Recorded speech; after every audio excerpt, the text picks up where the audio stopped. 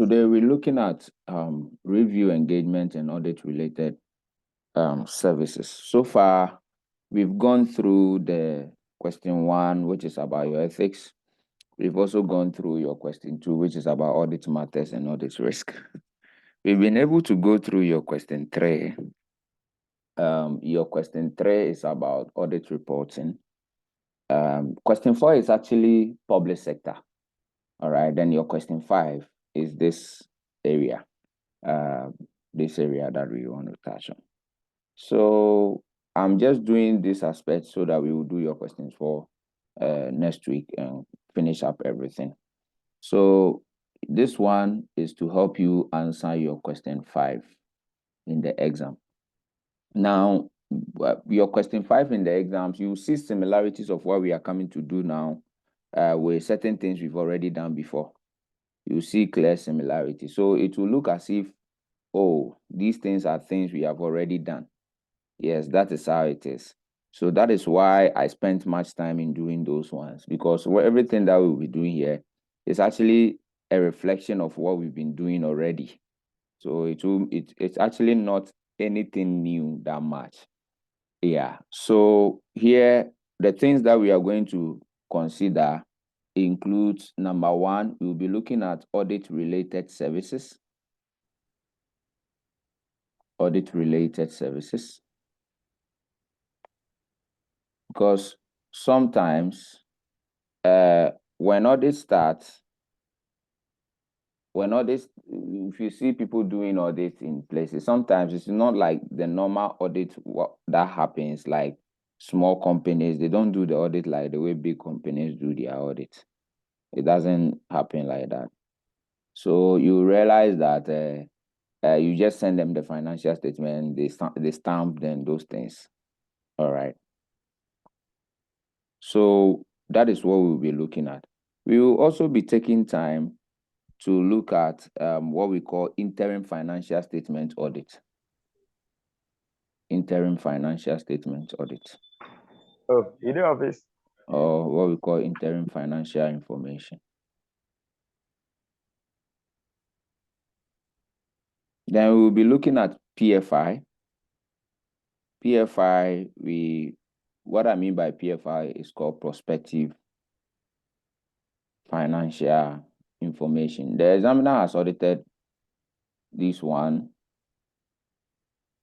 I think, was it July or so? Yeah. Then we will look at due diligence. Due diligence. We will look at due diligence. Then we will also look at forensic audit. Forensic audit. All right, then we will look at the last one is, so these are the 6 things I'm going to discuss. The audit of SES. So this is where the new syllabus is in about. Yeah, so I already have it in my book. So for me, I don't think I'll make any more changes in this book for the new syllabus. It's already in there. It's already in there. All right. So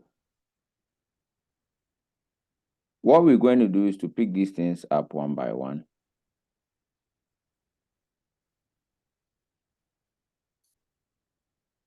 And talk about them.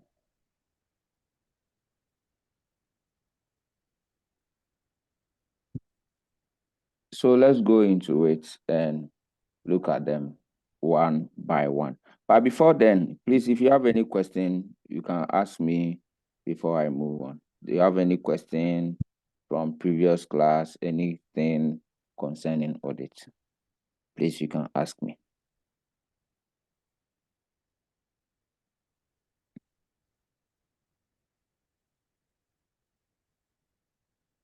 All right. Well, in the absence of that, then let's begin. The examinable questions that come from this area is, number 1, the examiner asking you that to explain the factors you consider before accepting an engagement. Haven't we talked about this thing before? explain the factors that you should consider, or the factor that should be considered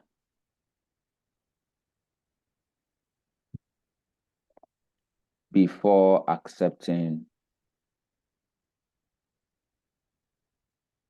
the engagement.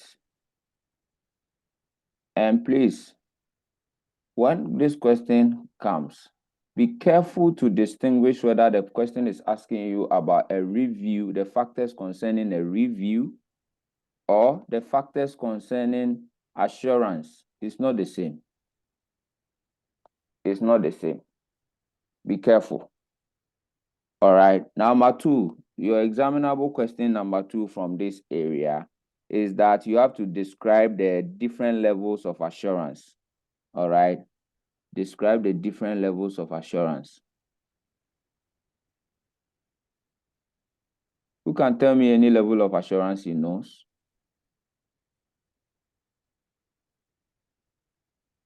Yes, we've done these things, oh. Levels of assurance. What are the levels of assurance you know from what we've been doing in this class? All right. No answer means that no learning, and I get it. No problem. It means that it's still is a reminder to you. If you've not been learning, you've taken it cool eye. Reasonable assurance. And which one again do you know? That's one of them. Limited assurance. Limited assurance. Thank you. All right. Then you can also be asked to describe the types of the report. The types of the report.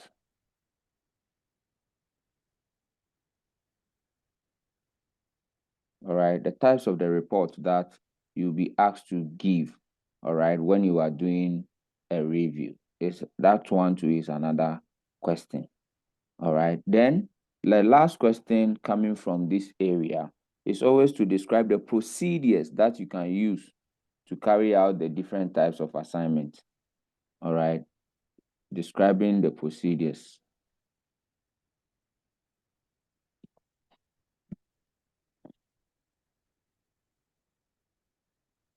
All right, used.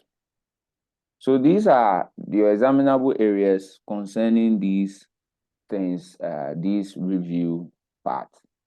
Please, when we are doing something like this, take it serious, because that is your exam. This is your exam. It's not like there's anything else coming which I've not included in anything that I teach you. It is always that. So your response to it, that one, I mean, nobody can do it in your head for you. It is you. As to whether you go over and learn it or whether you not learn it, what you will do is still you. Nobody can perform magic for you. So please, some of the things you have to try and get it through. All right. Now, let's then start with audit-related services. When we say audit-related services, those of you who are in the audit practice you know that apart from the main audit, there are certain things that are related to the auditing. Audit-related services. Because most time, even some audit firm has been recruiting for even companies, is audit-related services. Now we are talking about the range of services that are distinct from the normal financial statement audit. Okay, so the services distinct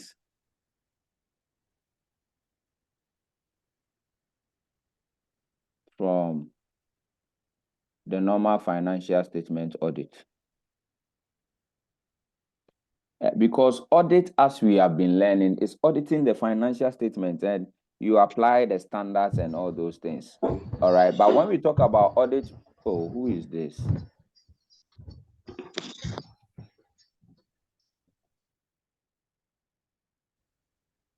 when we talk about audit-related services, we are talking about those ones that are so distinct from the main audit that we've learned, we've come to know. All right. Now, in this, we have two broad categorization of it.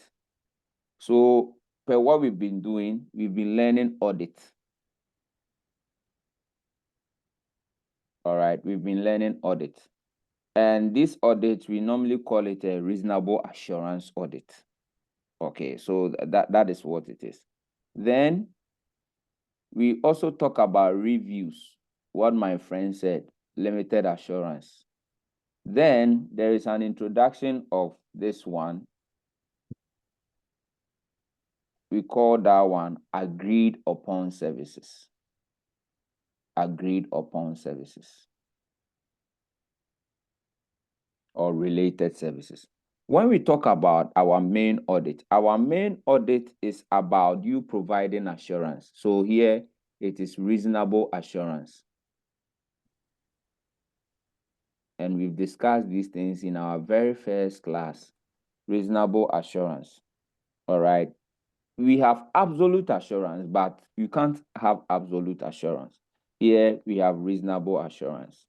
All right. And so therefore, once you do the reasonable assurance work, then we said that this one is, the response is you give a positive assurance. You remember, the communication is positive.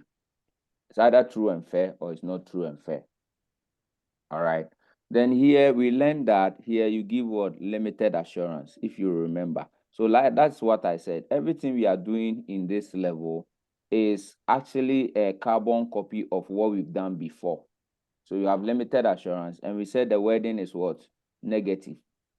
If you listen to our first video, you will see that. You will see that. But you see, this audit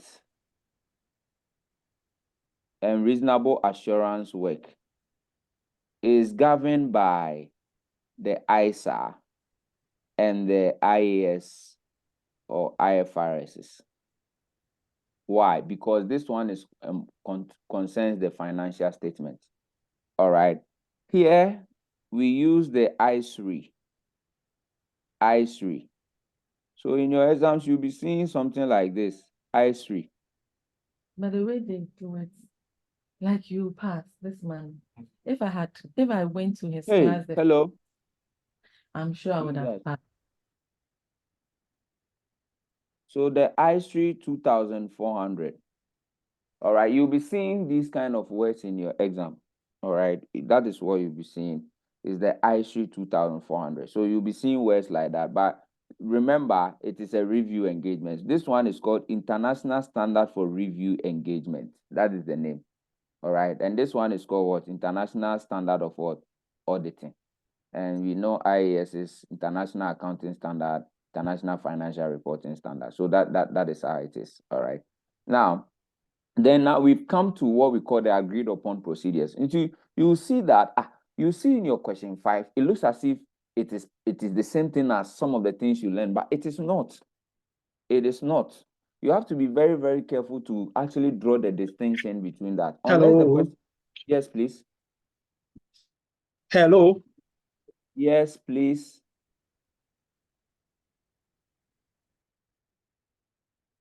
Are you talking to me? Oh, all right. So you see the distinction clearly. So be very mindful. Be very, very mindful. Now here, this one is no assurance. It is not an assurance thing you are doing. So there is no assurance in here. There is no assurance in here. These agreed upon services has no assurance in there. You are not assuring anybody. What you are doing is that it is a fact-finding procedure. So here you are doing fact findings. And you later understand that these fact findings. So you see that is why we talk about the fact that something like fact findings includes what? Forensic audit. All right, forensic audit. Okay, so you'll be doing forensic audit in there. What is forensic audit? You are finding fact that somebody has stolen money or not. So it is not about assurance. It's not assurance work. Again, Another one is due diligence. Due diligence. You can be asked as an auditor to work on due diligence. All right. The audit that the people who are doing the what do you call this? National Cathedral. You heard that they call for auditing, right? Guys, are you with me? We are with you, sir. The audit that the board of the National Cathedral has asked to be done. Do you think it's an audit that will say something is true and fair, or it is not true and fair, or it is about fact finding? Which one do you think it is? It's about fact finding.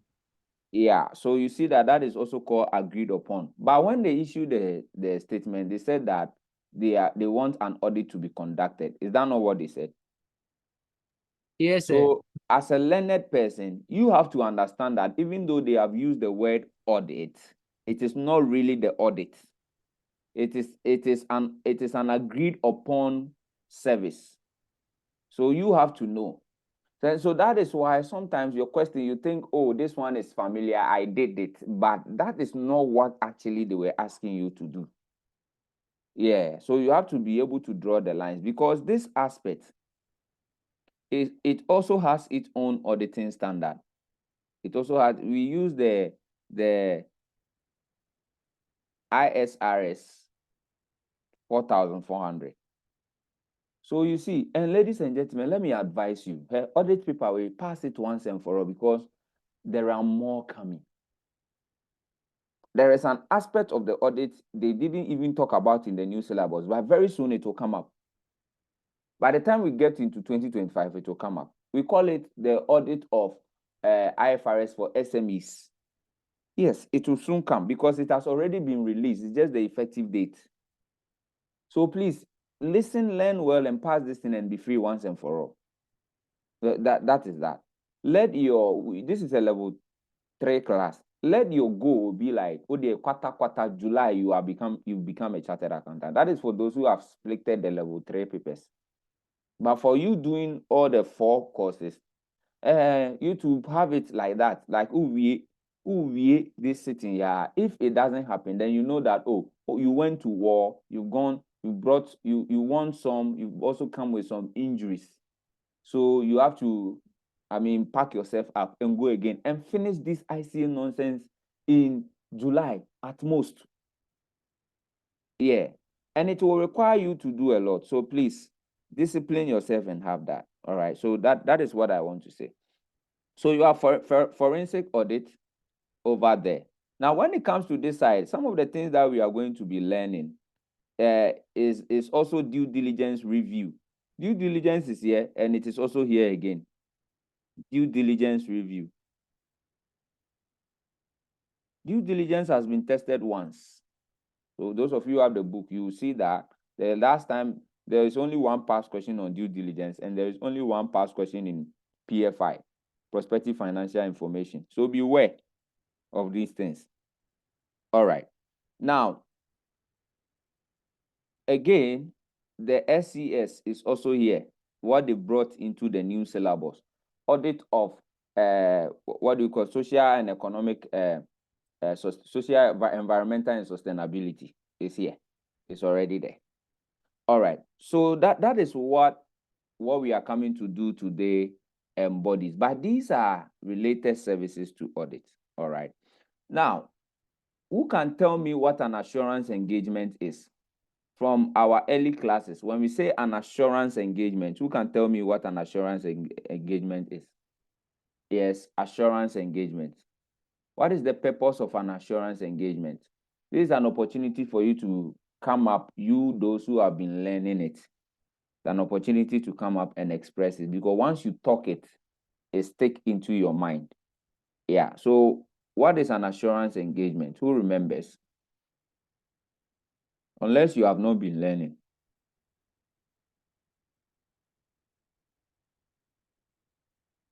Yes.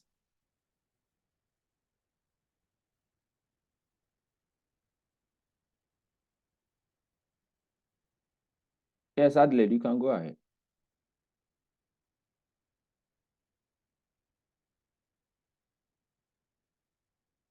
Adelaide, you can go ahead, please.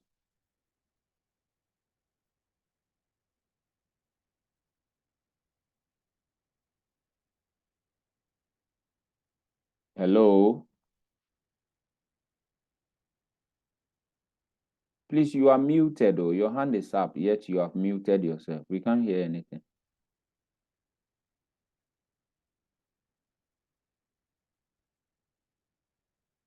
Wow. Yes, please, anyone else?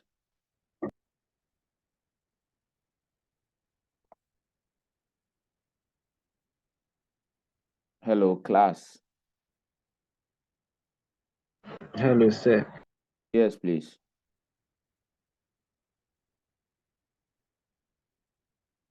Why is it that you guys will come, you say something, you just mute yourself again? I can't hear anything.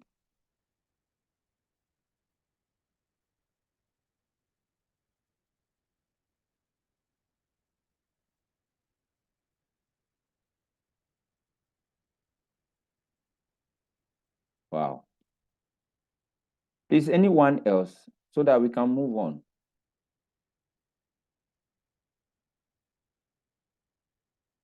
That I'm not allowing you to mute. Really? I never did that setting. So but I remember asking, I don't know whose name I mentioned then, but I remember asking that why is it that you people, when you are going to work or you are going to any function or church or whatever, you do makeup. You take your time, spend like 1 hour in front of the mirror. You do makeup. And you see from the mirror how you look. But when you come out and your husband or your boyfriend doesn't say you are looking beautiful, then you are mad. Like you get bored. I remember we used those as an example. It is because even though you think you are looking beautiful, you want an external confirmation to give you a degree of confidence. So that is that. It is said that is why you people change your walking style when you see men gathered in. Is it true? The ladies here, Adelaide, Ampofua, I have Nana Jima, yeah, Jemfua, Rosemond. Please answer me now. Why are you not answering me? Is it true or is not true? It's my first time hearing this. Hey, na lie, please. Are you sure? Girls can lie. Oh, you see, the guys have started responding to that. And they say it's because of that you people change your style. You don't be like that when you see men in that. You want a level of assurance from them. So that level of confidence, that is it. So that is what assurance is basically, okay. But you see, you have to be able to distinguish between the audit related services and the audit work, because in terms of assurance, like we have said, this one has reasonable assurance. I once asked a lady when we were on campus in university some years back. I asked the lady that, Charlie, how do I look? Because as at level 300, I have not even talked to any lady to find out or make some movement. I have not even, so I wanted to find out. Sometimes I know that you don't have to also do that. I believe I'm part of the people who believe that the anointing attracts, so they will come. So I'm just asking this lady, oh, okay, so is it that, how do I look? I said, Tom, we are normal. Yɛbɛfa ne saa afoɔ no bi ano normal. I said, oh, really? I said, oh, okay. You know, interestingly, when you are young, whether you're a female or a male, your appearance is unshaped yet. You really don't know, because you have to get to a certain age before you actually see that, oh, okay, so this is how you are going to look. Like you have to get closer to 30, so that gives you a picture of yourself. But prior to that, I cry, pictures need to cry, you wonder, so this was me. Yeah, so that is how it is. Then years after, this is like 10 years. Years after, the person sees you and it's like, oh, Charlie, you did form. But you see, those times we were asking the question to see how our net can catch fish. But right now, the net has already caught the fish. 10 years after. Now this lady now is like, okay, so every morning, and which we know, the way you people want level of assurance, which we know when the thing is coming. Every morning I'm checking up on you, checking up on you, checking up on me. Am I not alive? Every morning there's a checking up and there's a checking up. There are two different kind of audit and audit related services. There's the checkup and there's the checkup with purpose. Checkup we have the checkup that is done at the hospital, and we have the checkup that is done on the phone. That checkup, and if you get plenty, it means there is a purpose. You need to be able to distinguish between those ones. And it's just like audit related services and audit. That is how it is. In this kind of checkup Madam is doing, Madam wants something. And so every time, oh, nyamiadum na, you go the nyamiadum way. That's how you respond. Yeah. So even though it is the same thing the person is doing, in principle, it has variation. That is what I'm trying to draw your attention to. So in the audit, we need reasonable assurance, and that is what we've been doing for like 2 months. Yeah, I started here. All right. But when it comes to the audit related services, what you look in for, there is nothing like reasonable assurance in that. You can have a limited assurance or even no assurance. Even no assurance. All right. Now, what you also see is that when it comes to the scope of work, in fact, we learned the five elements of assurance those days. You have to go back to that. You see that this one, there is an auditing standard the person is going by. There's an auditing standard, or there is also an accounting standard. So you see that there's auditing standard, there's accounting standard. But when it comes to the audit related services, this one, what you have there is in consultation with the client on what to do. It's like doing forensic audit. That is the language. So the standard is via consultations. So it is via consultation with the client. It's a related service, so with the client. So like the one that the National Cathedral Board wants the audit firm to do, they go into consultation and they find out, okay, so what do you want me to do? Or is it that the Reverend Father, the Reverend Minister really stole money? Where is the source of the money coming from? There is this whole unethical conversation about the National Cathedral. Help us. All right. So that is it. That is it. Then you realize that this one too is required by law. All right. But this one is not required by law, because audit is required by law. Please, those of you know the Companies Act, audit is a requirement. All right. It is required by law. All right. So that is that. And again, like you saw, we said that this one is a positive worded something, and this one is a negative worded report. So in terms of the report, there are also negative worded response. All right. So that is that. Their report is different. So you have to, you see, when we were learning in the beginning, I said I call this one assurance, reasonable assurance, and I call this one what? Limited assurance. So you see, the same thing we are doing here, but you see, things have changed a little. I'm calling this one audit, and I'm calling it's the same thing. So sometimes you don't really need to learn this area. You can use those things we learned in the beginning to actually come about it. And so the reporting is different. So we did audit report, you remember, just last week. You remember? Yeah, just last week. But this one, their reporting outline is different. is different. So whilst we have the title and addressee, here too we have the title and addressee, the same thing. All right, but the third thing was what? Audit opinion, if you remember. But here it is not audit opinion, it is the identification and the description of the subject matter. So here, instead of audit opinion, we use what we call what? Subject matter. All right, so that is that.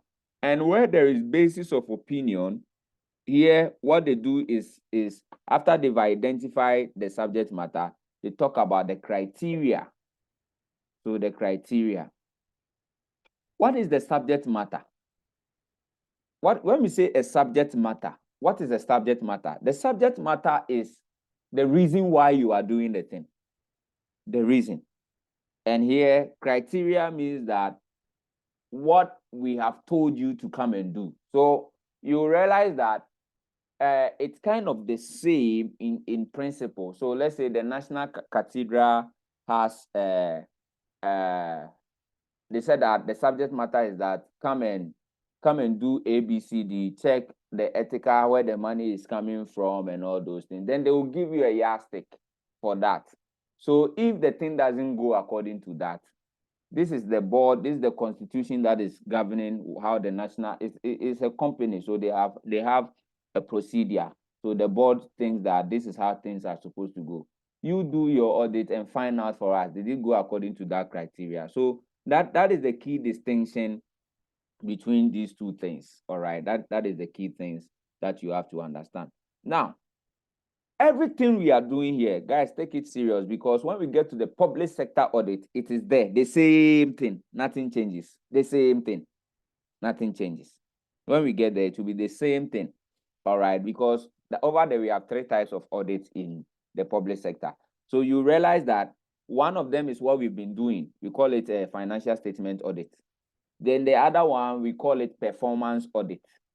So performance audit is one of these things. Then compliance audit.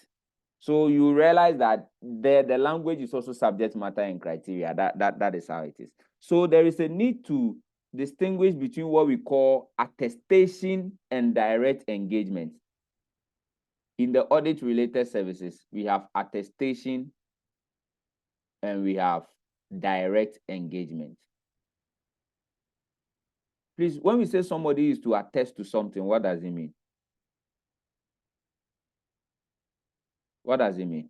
It's English, oh. Attestation, engagement. Confirm. Confirm. Yeah. Yes, Eben. Or to give something based on the references of law, You said what? like to take something based on the references of law.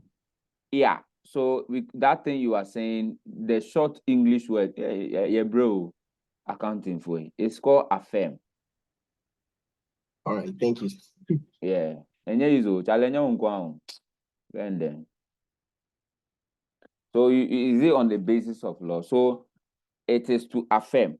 So here, when we say attestation engagement, here the conclusion of the auditor or the accountant or whoever is doing that is just telling us that, okay, we agree or we confirm that their controls are good or the controls are working. That is it.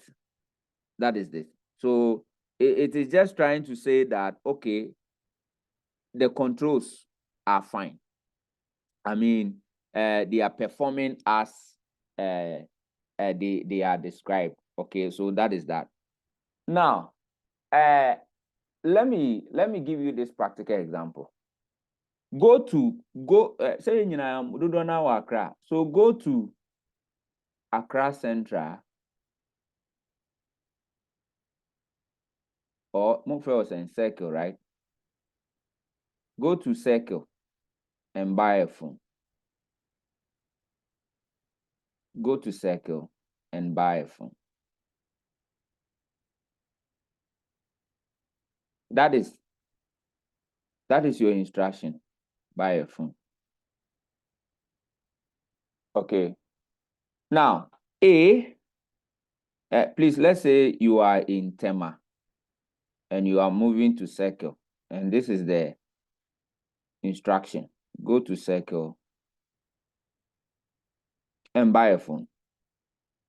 A takes car, trotro. Okay, it takes trotro to Circle and buys the phone.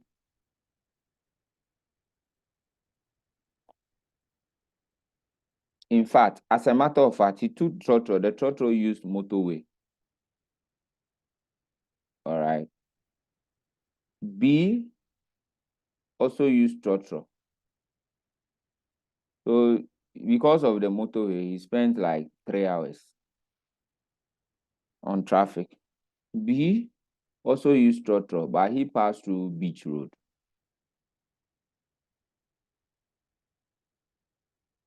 To Circle, bought a phone.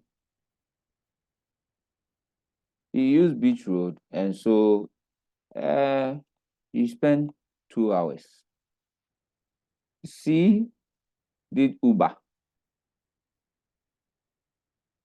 He did Uber. So this, how much is this trotro charge? Let me say about 15 cedis. This one too is 15 cedis. Chairman Oga used Uber.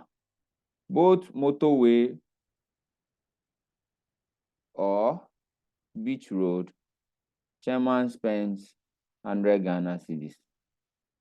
Uber, which is possible. And he got to Circle and bought a phone. At the end of the day, when you are doing an attestation engagement, the thing is that he should go to Circle and buy a phone. If I show Obi or ABC, is there anybody who didn't buy a phone?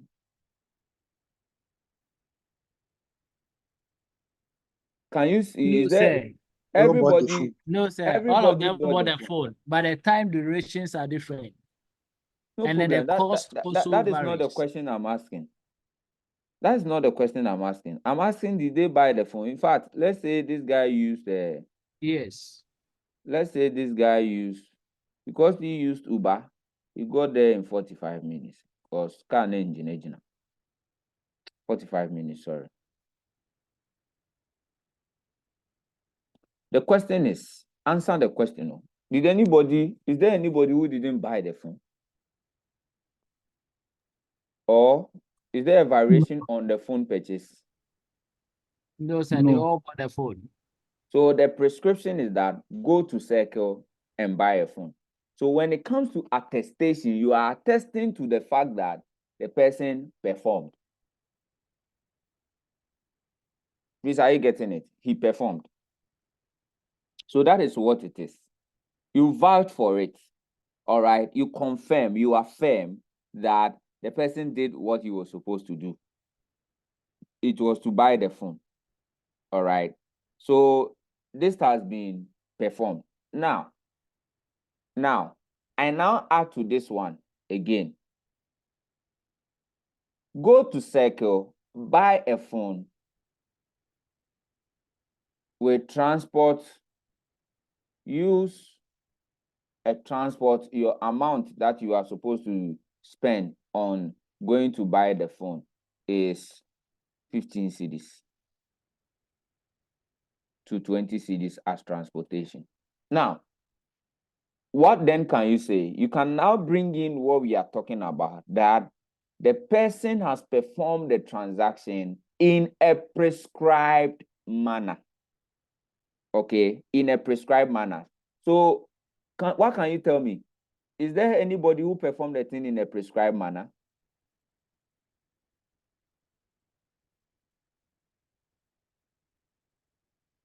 Yes. Anyone? Is there anyone amidst ABC who did the job in a prescribed manner?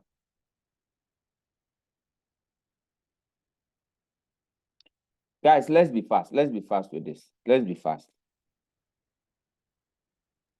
Yes, please. A and B. A and B. Yes. So we can attest to the fact that A and B. So attestation engagement talks about an engagement whereby the practitioner or the auditor is there to affirm that the job or a procedure has been done or performed using the prescribed way. All right. So you see that per what we've done, yes, A and B did that. But you can go ahead and see in between them that even though they did it in the prescribed way of spending between 15 to 20 cedis, that is where my other friend wanted to go into. There is a but. There is a but. All right. There is a but. So even though he is enhancing credibility and reliability of the financial information, you will see in there that there is a but. It doesn't talk about how effective the person was, because both of them spent 15 cedis. So nobody is above the other in terms of effectiveness and efficiency. But when it comes to direct engagement, for that one, you identify the criteria, and also there is a written assertion to the fact that how a person did something effectively. So here there is a deeper evaluation. So there is this thing of effectiveness and efficiency in terms of alignment with the prescribed area. So one of them doesn't go deeper to talk about efficiency and effectiveness. It's just that the person did it in the prescribed way. But how? So it's like a football match. You see, at the end of the day, what we want is to win. Is that not it? But you see, we want 3 points. But there are various ways people get 3 points. People get 3 points by winning 5-0. Ebi mo nso eja nansi ya omo share 3-1 yi omo ma ya so mo nju yen yi. So omo jubilate so omo ajili yi mpo ewie yi. So all those kind of things, they think they have made the time, and so still omo da second.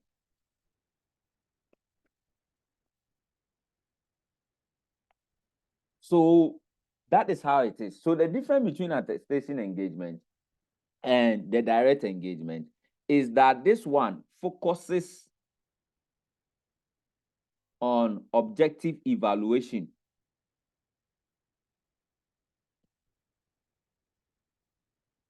of the subject matter.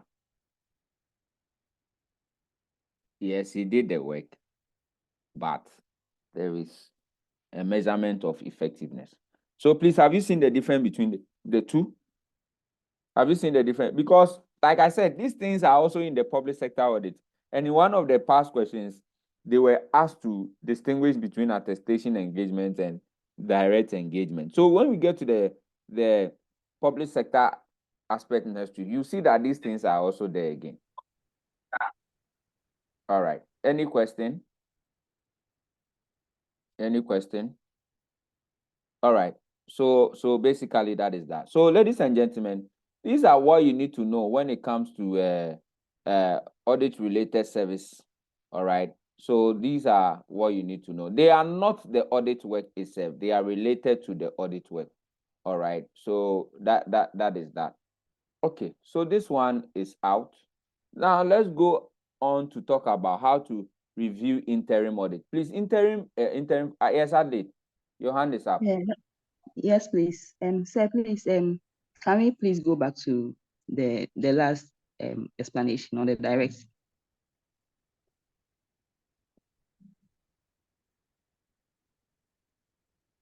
All right. Is it The this direct place? attestation? Yes. The explanation, I think you focusing on the objective, evaluation. where objective evaluation means Objective is objective. It's not subjective. It's what it is. I mean, it's independent. And evaluation means you are assessing something into details. So it's not just about the person going to buy the phone. It's about how the person got there to buy the phone. Oh, okay. Thank you. All right. Yes, any other question? All right. So my next thing to talk about is a review of interim financial statement. Interim financial information is actually IAS 34.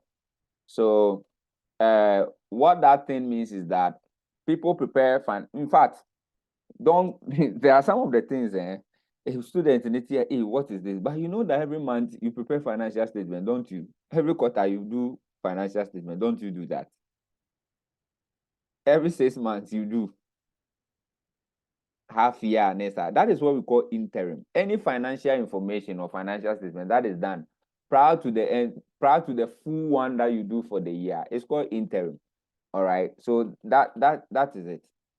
And that is IAS 34, interim financial statement audit. Interim financial statement. All right.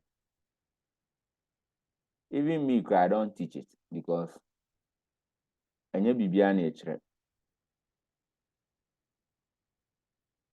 now, what are we supposed to know? In some countries, here in Ghana, we don't practice this.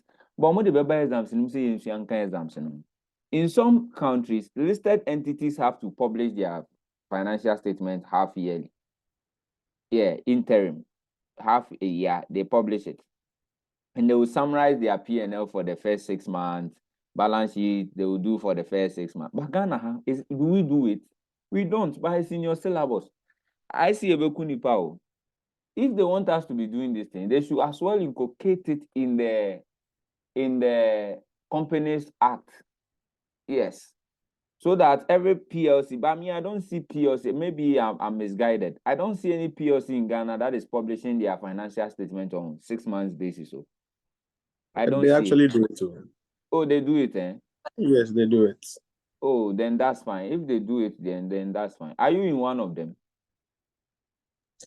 No, but I'm in a regulating entity, so Chairman, yeah, he's protecting his body. Hey. Oh, they do, eh? They bring yeah, it it's to you, true. Abby. Yes, you can even check the Ghana Stock Exchange. They always publish that. Yeah, Ghana Stock Exchange. Yeah, it's true. But you see, the stock exchange rules are sometimes not everything in the stock exchange rule that is in the Companies Act. Do you realize that? I'm actually talking for just the stock exchange, not the others. Exactly. So that is the point I'm referring to. That is the point I'm referring to. Of course, when we did audit last week, you realize that I said that when there is a, what do we call it? There is a MEG, all right? There is something about a MEG, and the thing is a public entity. I say you make a stock exchange announcement. Do you remember? Yeah, so for the stock exchange, yeah, that is it. But our company, this thing, yeah, forget. Yeah, so if the stock, I've actually not, I think I've not even taken a look at the stock exchange regulatory document. Oh, I haven't. Thank you. I'll do that. All right. So that is that. So you are supposed to prepare a financial statement on interim basis, and the objective of that. So that is what you are supposed to know. The objective of that is to express accuracy of the interim financial statement. That's all. You are reviewing it so that you express accuracy. That's all. So the objective, the auditor's focus is accuracy.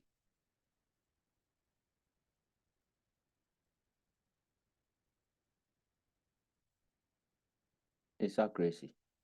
So as for the stock exchange market, because of efficient market hypothesis, they need disclosures. They need disclosures. So that is that. So you review the report, and your aim is to assess whether there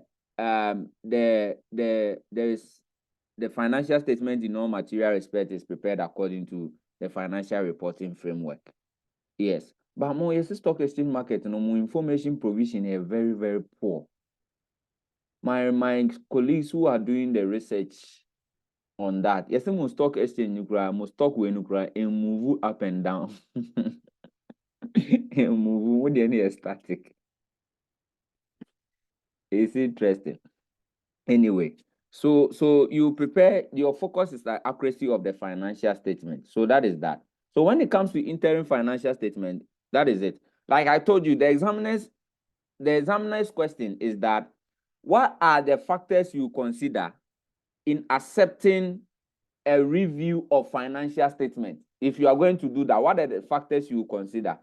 Please, like I told you, when some of these questions come, ask yourself, what are the factors you considered before accepting the guy as your boyfriend? Or the factors you considered before accepting the guy as your husband? What are the factors you consider before you choose your barber? What are the factors you consider before you choose your hairdresser? You consider that, all right, on the general. Then you will add some few technical. So it's not like you sit there, you don't have anything to write. Come on. Come on.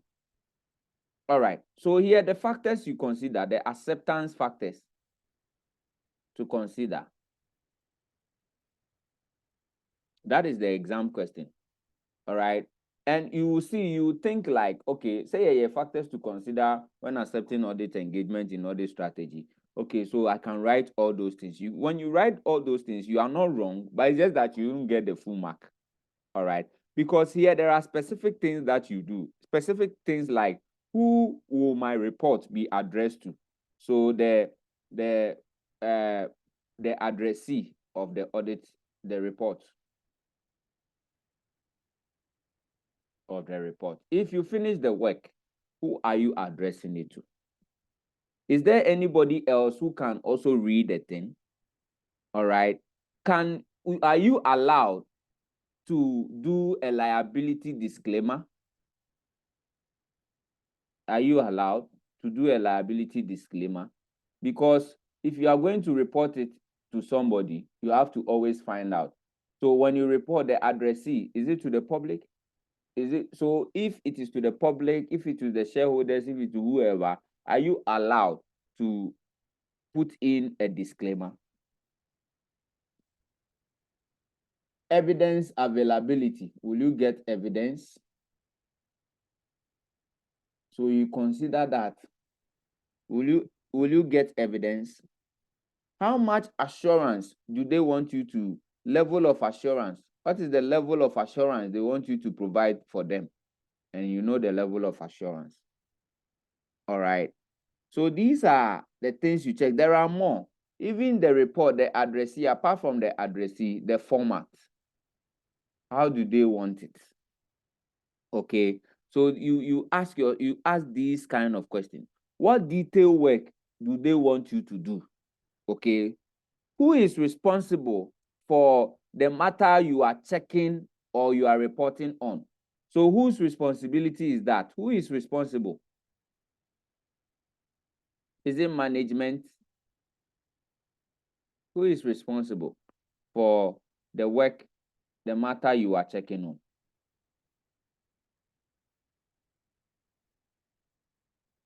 So these are the additional things you must put in place, okay? So that is that. So in all these review things, we will look at the acceptance level. We will look at the planning of it. We will look at the procedures. These are the three things, all right? The plan, the acceptance, the planning, and the procedures. Acceptance, planning, procedure, acceptance, plan for all the review engagement, all right? So this is that. Now, what are the planning? What goes into your planning? Of course, if you are going to plan this kind of work, you see, the other one, we said understanding the entity and its environment. This one, you need to also understand the subject matter. Because it is not like you are going to express true and fair views. It's not like that. This is a review. So you need to know what really the subject matter is.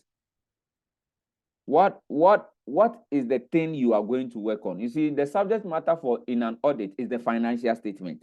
This one is not about a financial statement. So the subject matter is not the financial statement. And you need to also know the criteria, because in pure audit, the criteria is IFRS and IAS. All right. So not only the subject matter, you need to also understand. So know the knowledge of the criteria.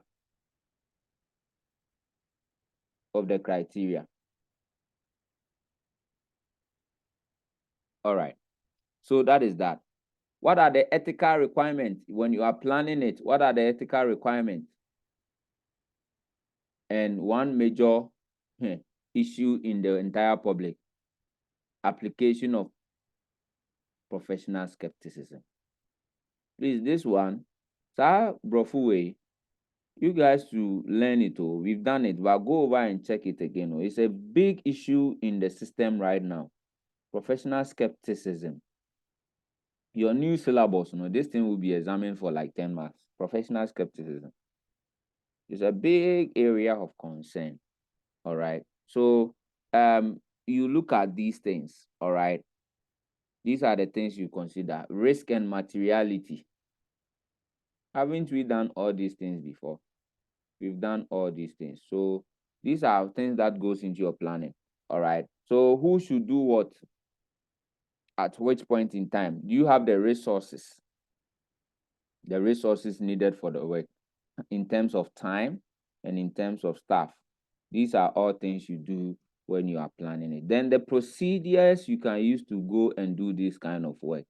It's an interim report. All right. So, I mean, you will need a written representation. As for written representation there, it's like inquire from management. Yeah, so that is that. You need a written representation from management. So you inquire from management, a written representation on their systems and controls. All right. Yeah. So here the written representation, we talk about internal controls. When we did written representation, what are some of the things we said that should be in the written representation? When you start an audit, the written representation they give you, we said that some things must be inside. Who remembers?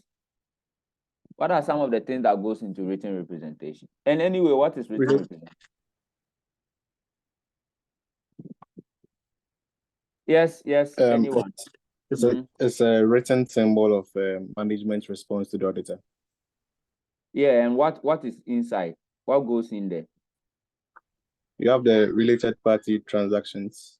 I think subsequent events and something to do with going concern. Yeah, it's part. There are other things. We also mentioned other things. Yes. Yes, who else? Matters that have to do with judgments too. Judgment as in what judgment? Maybe provisions, assumptions. Yeah. Now kind of judgments are. All right, that's fine. So don't leave it at judgment. Explain further because nobody will understand what you mean by judgment. Yeah. Those things that are subjective. Okay. Yes, what else? There are more. What else? There are two key ones you've not mentioned. That is what I'm waiting for. Yes, who else? Adherence to the laws. Yeah. The ACA one. Fraud. Communication of fraud. Yeah. That's very good. All right. And also, so they should talk about their own internal controls. All right. So that is that. So the fraud thing, yeah, that is it. All right. Thank you very much. All right. So the procedures, you obtain written representation. You can also do analytical procedure. And analytical procedure is the key thing they examine most of the time in this area. Analytical procedure. Please, what is analytical procedure? What is analytical procedure? Yes, we did that one too. An opportunity for somebody to also bring out his learning. Lloyd, do you want to talk? Making comparisons. So between compare one figure to the other. So let's say this year and the previous year, or the company's performance against industry performance. Yeah, so it's comparatives. Okay, so now, and I told you that a typical thing you may face in analytical procedure is to be doing your ratios. All right, the ratios you are learning in corporate reporting, financial management, man accounting, and all those things. So you can be asked to. All right, so that is that. But it's very important you understand that you can be asked to do analytical procedure. All right, and it is part of the ways you gain evidence. All right, it's part of that. Again, you have to review previous years. Review previous years interim audit. Previous years interim audit. All right, review those ones. So that, and the analytical procedure helps you. In fact, it is good you do analytical procedure because it helps you to see any unusual relationships. Yeah, it helps you to find those things. All right. So reviewing of previous year's interim audit files is also something you can also do. All right. You have to review it, the files. All right. So inside this one, they will communicate subsequent events. You also have to consider the subsequent event. So audit the subsequent event. All right. If they made some provisions, yes. Check subsequently if the provisions have manifested, or if not, have they been cancelled off. All right. So these are the things that goes into it. Now, I have a question for you. And you see, these things, when you are doing it, I've told you the question will always be like, describe the procedure you use to perform a reviewing of interim audit. What are the procedures? Like we've told you, do analytical procedure, obtain written representation. We've said that. Check consistency. In fact, especially the analytical procedure, you check current interim financial statement and prior interim, all right, to see any fluctuations with the audit. Last year, probably they were using straight line method. This year, they say they are using reducing balance. Check to find out. You have to also calculate the ratios, all right? You calculate the ratios, see how their receivable days is. In fact, receivable day last year versus this year, inventory days last year versus this year. You comment on this or on them. Payable days, you comment on them. You check the consistency of the accounting policy. So you see, what I'm talking about is that what you are doing is to do analytical procedure. And it is here. Analytical procedure to check what? Fluctuations, all right, in management. Application of certain accounting policies. So you will do that. Last year, if they will use reducing balance, this year they are using straight line method. It's a fluctuation. So you discuss it with management. Again, you are checking the consistency of the accounting policies that they use in their interim audit. You have to talk to them or also inquire from them a written representation on their controls. All right. You can also review the previous years and current years to check what we call subsequent events. All right, subsequent events. Because if I make a provision in my book, say 10,000, now court case be or 10,000 or CHR. By the time I'm coming to do the next one, the court case should have been adjudged. Did the liability materialize or it didn't materialize? Do I need to continue keeping that provision or I need to write it off? So you have to check. All right. So check events after reporting date. So here, this one is what I said, consider what? Subsequent events. Subsequent events. All right. So that is that. All right. Then if there have been any changes, you question management on changes made. Question the management or seek clarity from management on any changes they've made. All right. So that is that. These are the things you look out for. Now let's go and solve this question. Let's go and solve this question.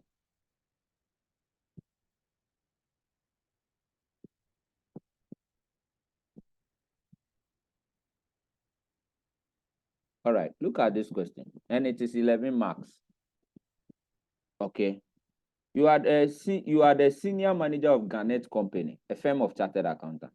You are currently working on engagement of Mott Company. All right. Now you are responsible for the audit of Mott Company, a listed company. You are completing the review of the interim financial statement audit for 6 months ending 31st May 2015. Then you have Mott Company, is a car manufacturer and historically has offered a 3-year warranty on cars sold. The financial statement for the year ended November 2014, all right, included a warranty provision of 1.5. and also recognize a total asset of 2.7.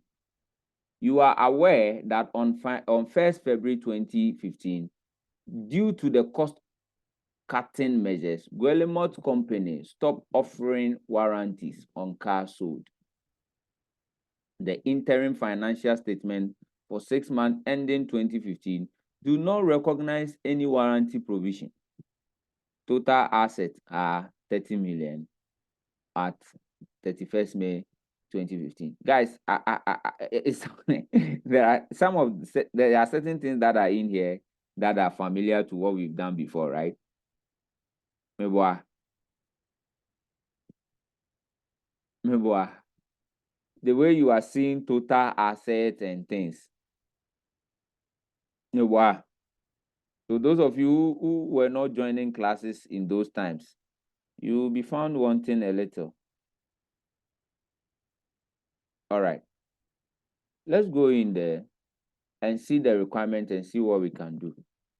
Explain the principal analytical procedure that should be used to gather evidence in a review of interim financial information. 7 marks. Assess the matters that should be considered in forming conclusion on Guillemot Company's interim financial statement and the implication for your review report. And here we are. What do you have to say? So first one, we are supposed to discuss analytical procedure, the principal analytical procedures. Please, you said analytical procedure is what? Comparative. So what are the principal comparatives you will do in this case? What are the principal? One chokra. Normally, I didn't open say no or man can't wear. One chokra name 7.2. Yeah, one chokra name 7 point. But look at this. It says that explain the principal analytical procedures that should be used to gather evidence in a. What does it mean? Does it mean it is referring to this question?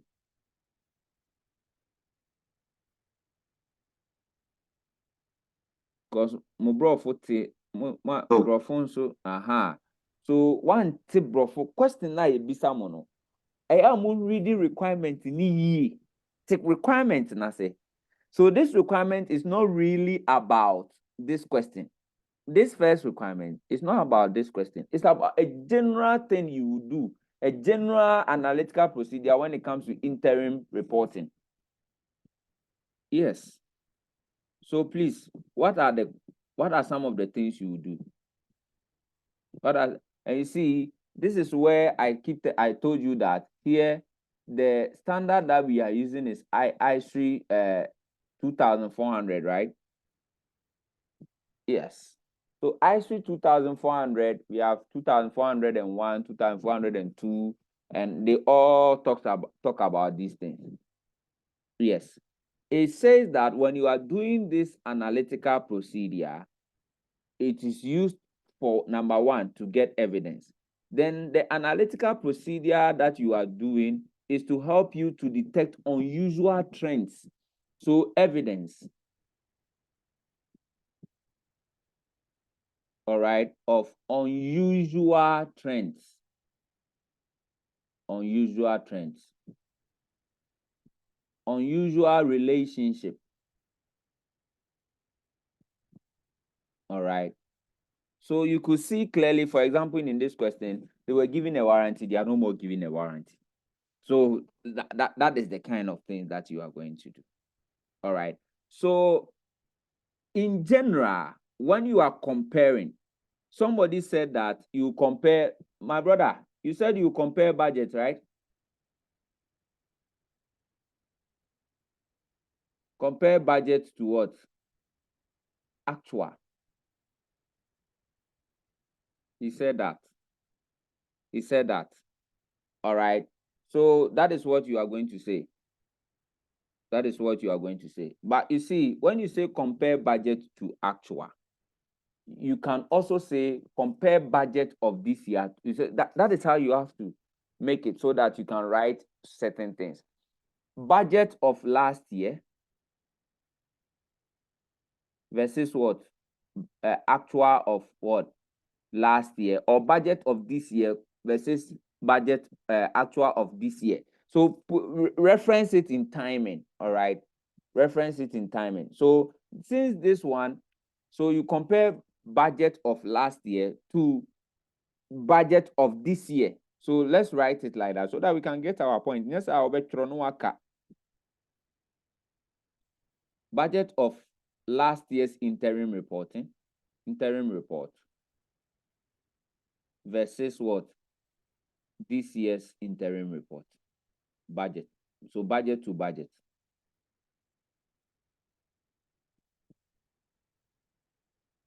Why are you doing that? You are doing that to check growth expectancy. Growth expectancy. Growth expectancy.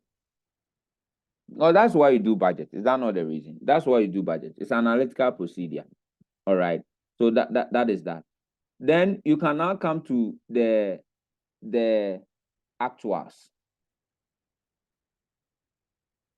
So you compare actual interim report of last year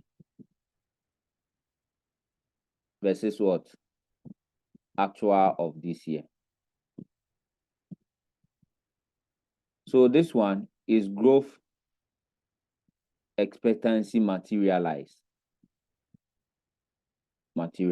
See, these things is just English that we are writing on, but you know that these are practical things that happen in any company. Oh yeah, 6 months. Normally you compare it to last year's 6 months to see how things have gone. Yeah, that is what we do in our offices all the time. And I come meeting, like half-year review and all that is what we are doing.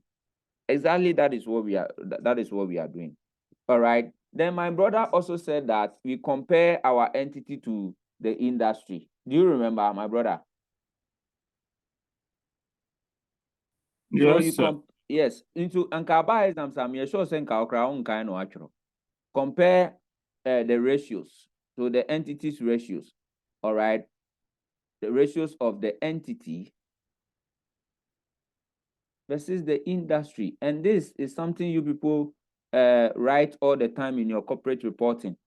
You do the ratios. Yes, the industry. You can even do the ratios for the same company last year versus this year. You can do that. All right. Then you could see in this one that here the warranty provisions. Warranty provision of last year versus what? This year. So you are comparing the accounting policies. Warranty provision here is a policy that they've been doing. They've been giving a warranty. So this one is about the accounting policy. All right. Versus this year. So you are doing all forms of comparatives. All forms of comparatives.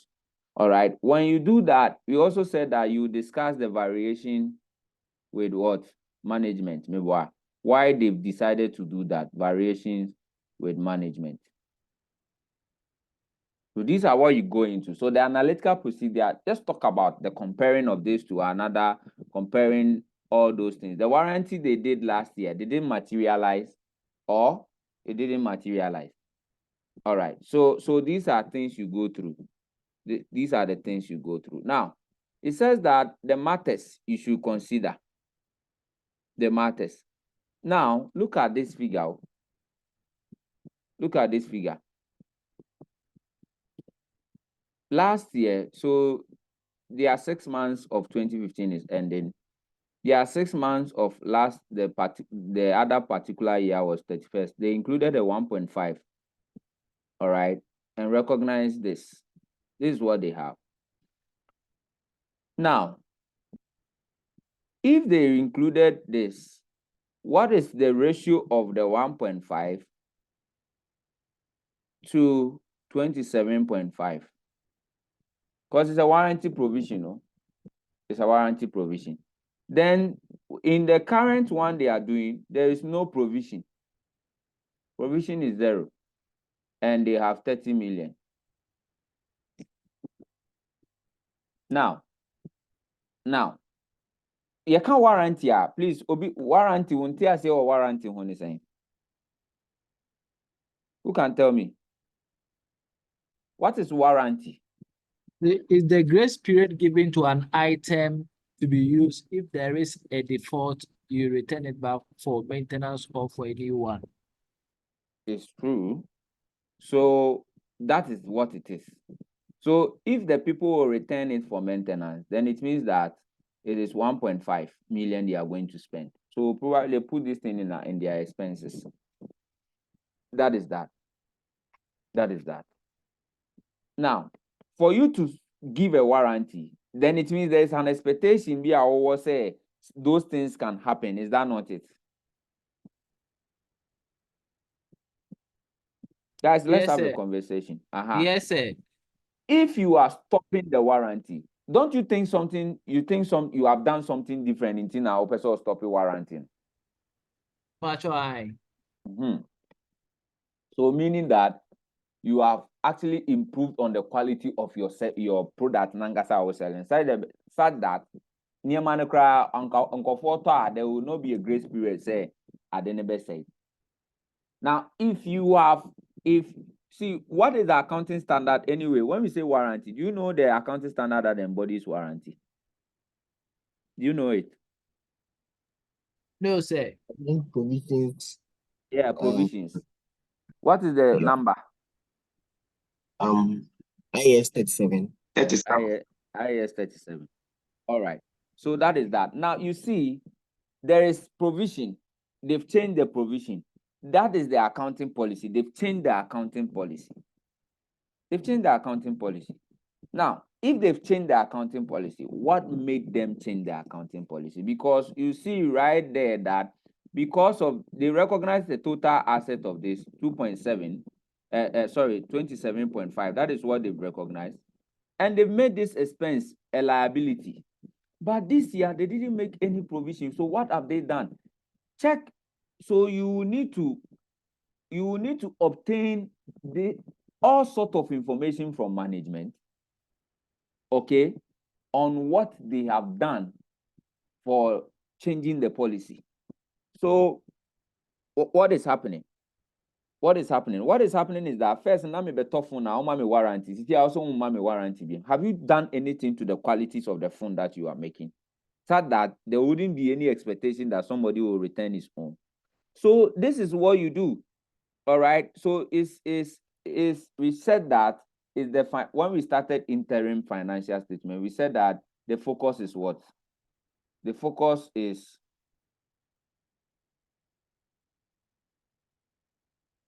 accuracy of the financial statement. Is that not it? So in this case, if you have stopped giving the warranty, there has to be a disclosure of accounting policy. So if they've not disclosed the accounting policy, then it is going to affect your conclusion. And the conclusion is always based on materiality. All right. So what you do is that here, you will check the material. Do you think it's material or it's not material? The change, them deciding to 1.5 out of the total asset. In terms of percentages, what is that? 1.5 of total asset of 27.5. 5.5, right? Yeah. Is it material? Is it material in terms of revenue and in terms of asset? Yes, it is. Those of you have forgotten. Yes, revenue was 0.5, right? Asset is total asset is what?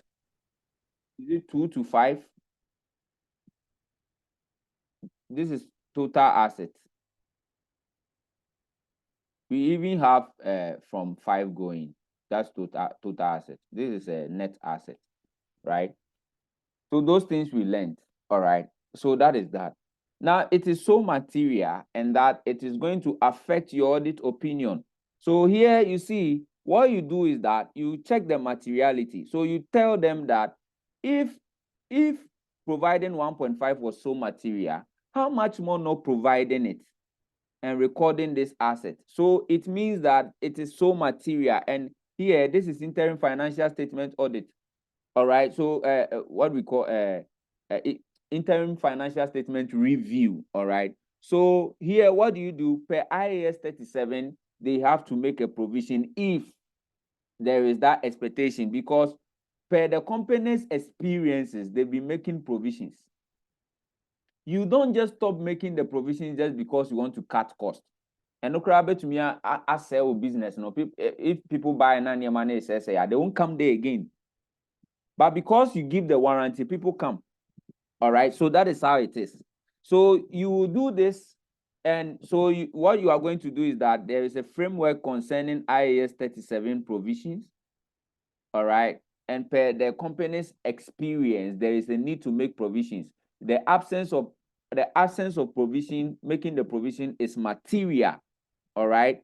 And therefore, this is it. You have to get what do we call, have a conversation with the management to see why they've changed that accounting policy. And since this is material, all right, what you are going to say is that you communicate to the management, all right, for them to address it. All right. Now, if they don't address it, then it is material. If it is not adjusted, then it is material. And if it is material, what kind of report are you going to use? The audit report that we learned last week, which one would this one fall under? Is it unmodified opinion, qualified opinion, disclaimer of opinion, unmodified with what do we call it? With paragraphs? What type of paragraph? So which one are you going to issue now? Which one are you going to issue? It's material. So which one are you see? This is how you test you. Which one are you going to issue? Yes, try. People here, so there are some people who are not talking at all. My ladies, where are you? Rosemond, where are you? Ampofuwa, please say something. Who is SF?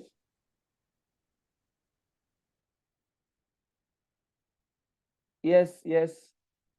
Senior Eben, are you still in the office? What are you saying?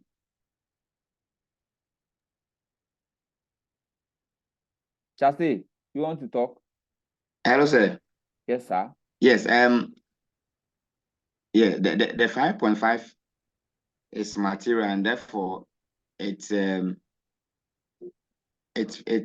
pervasive, and therefore the kind of audit. When you say pervasive, what does it mean? It means that it cuts across. So this one that you read, it is cutting across what and what?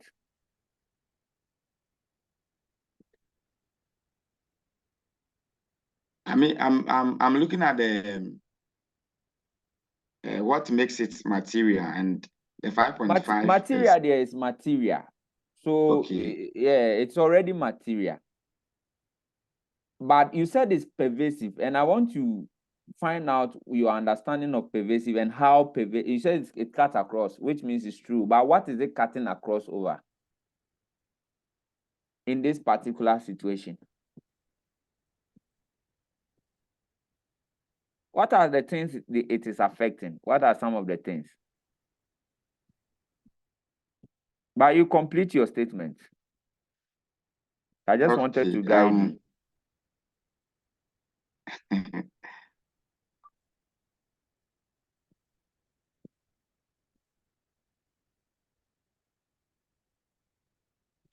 I'm confused.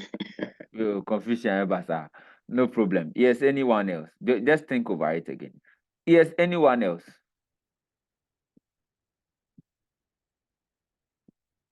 Yes. This is just last week. And please, you don't expect the examiner to be asking you what is material misstatement, what is this, what is that, what is this. You know, it's about application. Come on, guys.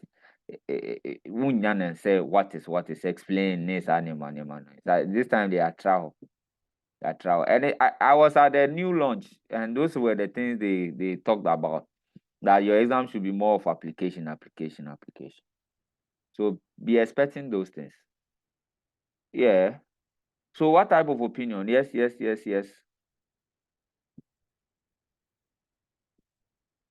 Ejapaye, Richard. Yes, sir.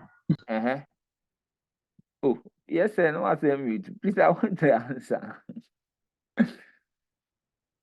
Please, who is Ampofua? I don't know if I've heard your voice in the class before. There are certain names as a mentan who sao. Ampofua. Please, are you there?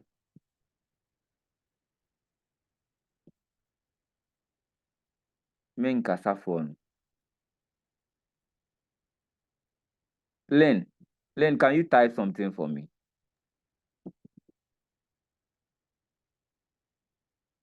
Rosemont, you are this thing, controller. Abi? Yes, sir. No one am there tune with you. Answer my question now.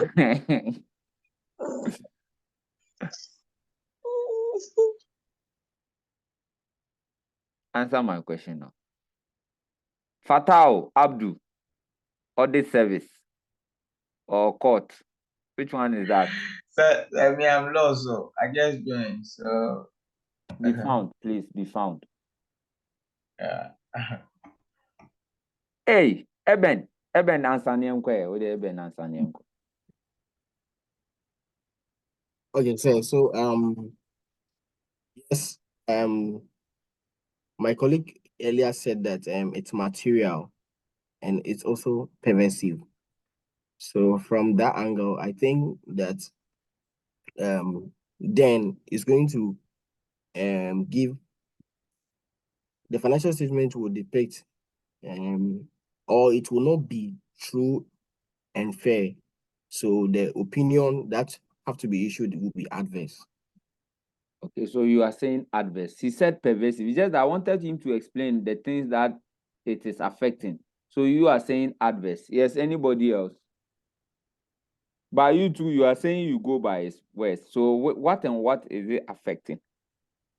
What and what is it affecting? Okay, so looking at the warranty there, it's a liability. Mm-hmm.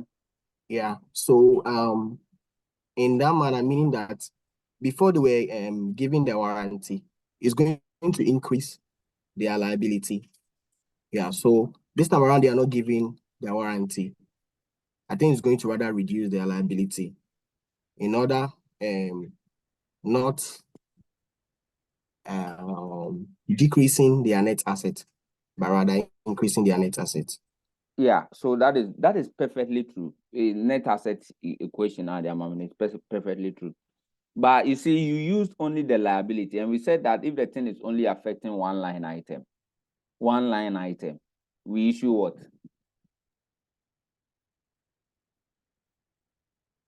What do you issue? Except for you I think you've forgotten. If non friend or not, it's material but not pervasive. All right. Okay.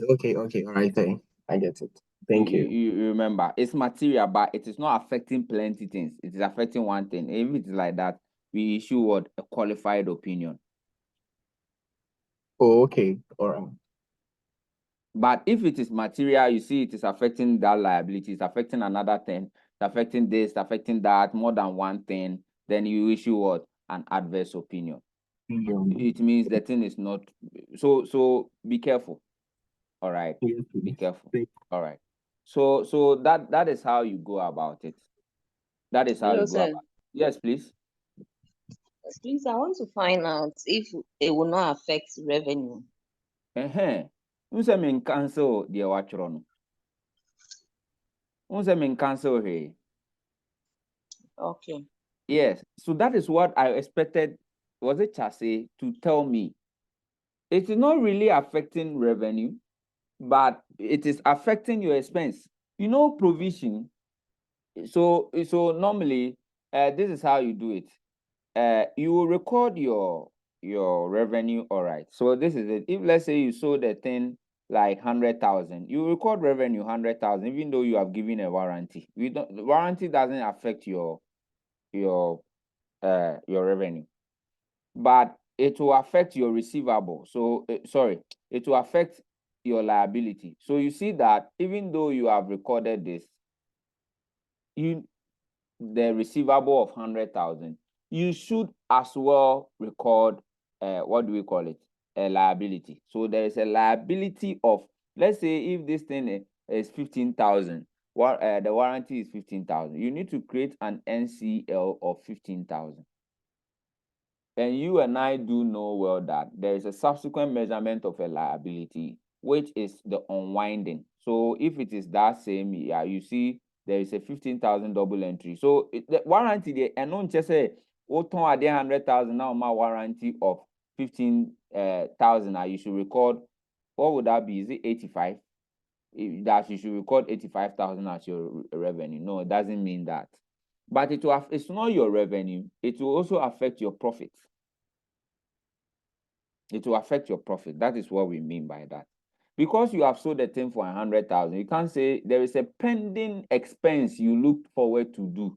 And if the warranty is for 3 years, like for this question, it means that you should, even though you have made a provision of 1.5 for the 3 years, you need to record 1 year of that warranty in your current P&L. Please, are you getting it as an expense?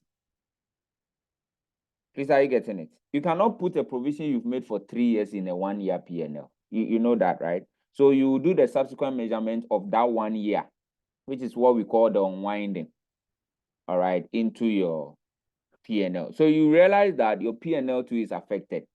And on that basis, if you tell me you are issuing an adverse opinion, I will agree with you. Please, are you getting it now?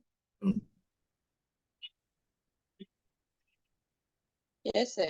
Yes, sir. All right. Yes, Rosemond, sir. are you doing corporate reporting? No, please. I Doing see. tax. You are doing tax. Okay. But I think what you asked, the question you asked, it looks as if you were doing corporate reporting. It looks as if you have some little idea about how these things work, even though you are not doing it. All right. So, ladies and gentlemen, have you seen how it works now? So, on that basis, if you tell me it's an adverse opinion, then I will take it. All right. So, you have to explain the basis of the opinion. And that is why you need to go through and do 12 marks and do to get your 4 marks. All right, so this was the question, and this is the suggested solution. So I leave these things in the video for a short while so that if you are going to watch it back, you can pause it and you will see it. All right. As for these ones, I don't think you had an issue. It's just the other aspect of materiality. So this is it. Okay, so if unadjusted, the report should contain a qualified or an adverse conclusion, all right, with a description of the basis of the modification. So whichever you used, you have to describe it, why you modified it. Please, is that okay? All right, we now move on to a very important aspect of, so please, my objective 2 is achieved. Objective 2 is achieved. So we've done related, we've done, what do we call it? Interim financial statement. My objective 2 is also achieved. All right, now let's go back to prospective financial information. Prospective financial information. You can tell me what prospective financial information is.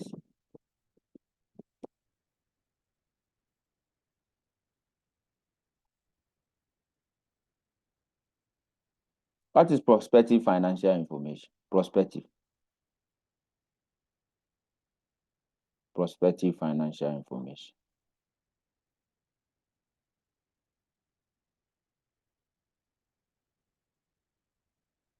This one has come in the exams once. I think it was in July 2023. So it is this one and due diligence you should be very, very mindful of. All right. What is prospective financial information?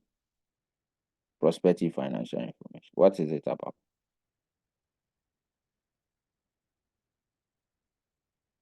Anyone with an idea? Okay. Yes, please. Okay. I just want to explain the word prospective. Okay. Yeah. When you say something is prospective, means that something you can see in the future. Yeah. It's true. It's true. But there are certain words you will try and find distinction on certain words. So in here, the words you should be careful about is prospective financial information, PFI. All right. PFI. You see, most of the time, an accountant can be asked to give an opinion of a future financial information. But that future financial information, can come out of two ways. And that is what you need to be careful. So let me do it like this. Prospective financial information. So inside a PFI,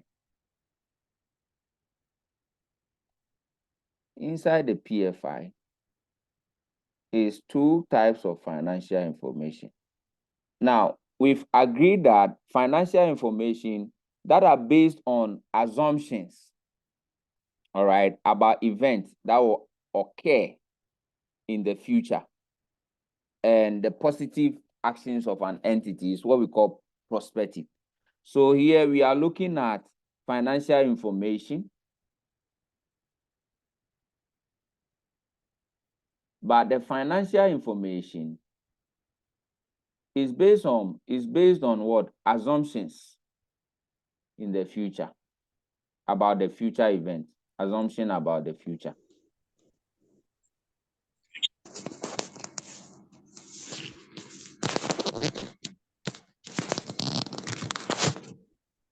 All right. So events that will occur in the future and the possible action of the entity. All right. What the entity will do, the possible actions of an entity.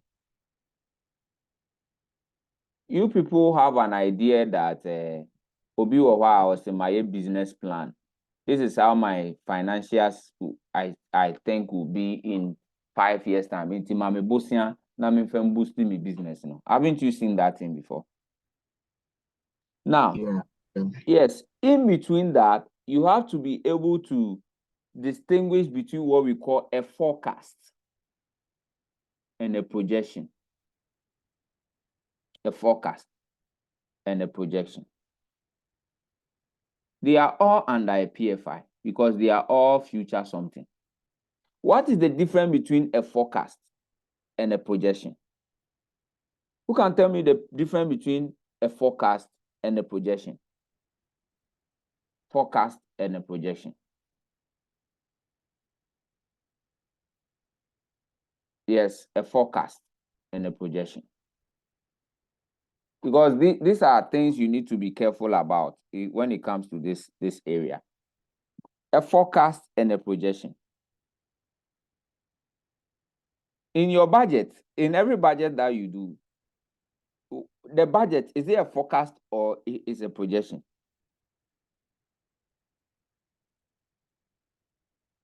Yes, who can tell me? It's a forecast. The budget is a forecast. Yes. Okay. Let's see. After today, we will see if that word we've been using is correct or not. Okay.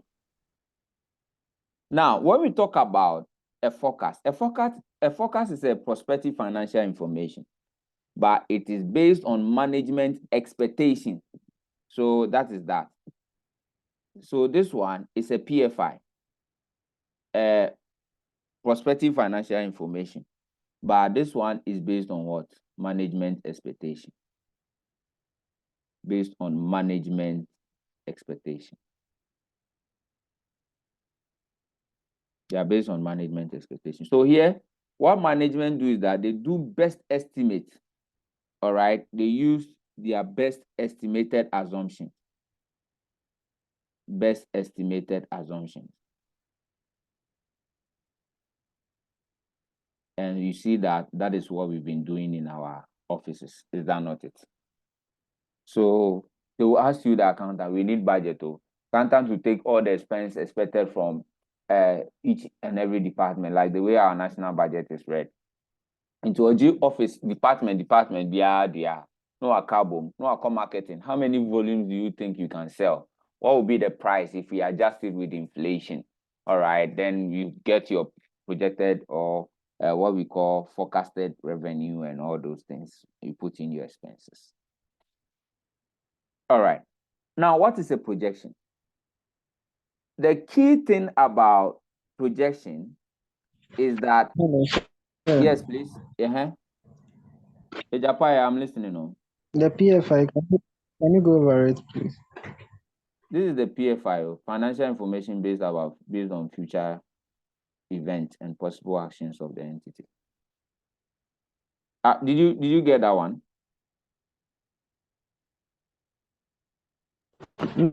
No, please. I don't understand. You didn't get it as in you have not seen it or you don't understand the English. Which part? I don't understand the English. The English, okay. So it says that is the financial information, like I said, like a budget. It's just like it's a financial information, but that financial information is based on the future. It's not current, okay? It's future happenings. I don't know how I can bring in certain words to help you more, but I don't know if I'm doing a good job. Is it okay now? All right. So that is that. It's something based in the future. All right. So the future events. All right. Now, when we talk about a projection, the projection is hypothetical. It's hypothetical. So you see here, you are using your best estimate assumption. But when they talk about a projection is also a PFI. It's also something in the future. All right. But here, it is based on hypothetical assumption. So, based on hypothetical assumption. You see, you can do a budget. And I remember doing one budget when I started life, not knowing that dollar rate is going to change that huge. So you do hypothetical. If, okay, so we say we will do our budget is saying we will earn profit of $4 million. That is when the price is at 6. What if the price is not at 6? What will happen? So it's based on hypothetical assumption, all right? So that is that. So let me call it hypothetical assumption. Please, have you seen the difference? One is based on best estimate. The other one is based on hypothetical. If this happens, what will happen? All right. So that is that. So you see that a projection is based on hypothetical assumption, and so a projection is like forecast inclusive. So it's based on it's based on best estimate plus hypothetical assumptions. All right. So that is that. And or best estimate. I don't know if our offices, some of us do that kind of analysis, the if analysis. When you are doing budget, do you do those things? Because in my experience of doing budget, in my budget template, there is an exchange rate at the top. So you will do the exchange rate, you will do the budget with that particular exchange rate, and it affects all the parts of my Excel sheets. Then there is another tab. So another tab that is the same budget. Everything is the same, but the exchange rate is changed. So you see that it is hypothetically done. So if the exchange rate changes, and of course, I was in the petroleum sector. If the exchange rate changes from the 10 cedis that we have used, 10 CD to $1 that we have used to, let's say, 12 CD dollar that we have used, the directors will want to know how it will affect the bottom line. So you see that one, it is not just a simple forecast, it is a projection. Please, have you seen the difference between the two? Have you seen the difference between the two? Guys, are you with me? Yes, please. All right. So that is that. If you are asked to distinguish, then that should be it. I told you in all these things, what you'll be asked is the acceptance procedure. The acceptance procedure or the acceptance factors, then the procedure and the reporting. Now, what is the things you need to consider when you are doing this? What you need to consider in a PFI is the intended users, just like the interim. The intended users who are using your work, all right? Who are using your work? Is the information that you will be giving, whether that information will be for a general or for a limited distribution. So who are those going to use it? Who are your users? Is it for the public or is private? Is it for private use or public use? You have to find out. You have to find out. Then most importantly, what is the nature? What is the assumption, the basis of assumption? You see, these things are based on assumption. Basis of assumption. You have to be careful about that. Basis of assumptions or the assumptions, I'm referring to the estimates and what? The hypothesis. Hypothesis. The null hypothesis and those of you who did those things, the null hypothesis. We accept. We accept. Oh God, yes. So that is that. I remember when we were learning how to write hypothesis. All right. Now, so that is that. Okay. So again, the last thing to talk about is the elements to be included. All right, and the period your estimate or your forecast is covering. All right. So period of forecast or the period of the PFI. All right. Okay, and the elements to be included. What the expenses you want to include, the revenue lines you want to be include. All right, these are the areas you check. All right, so that is that. That is that. Of course, as for the procedure, it's audit procedure. And you are working based on assumptions. Okay, so what are you going to do? What are you going to do? And don't forget, this is estimate, so you check accuracy. All right. So what do? You cast you cast the forecast to verify the arithmetic accuracy. All right. You check it, go through it again, add it up again. All right. So do that. What is the audit term we use for casting? When I was teaching you audit procedures, the vowels, which one is that? Which one is that?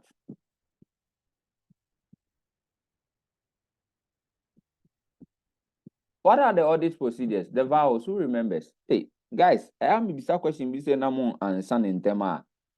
I get afraid though. I ask myself, have you people been learning at all? Is it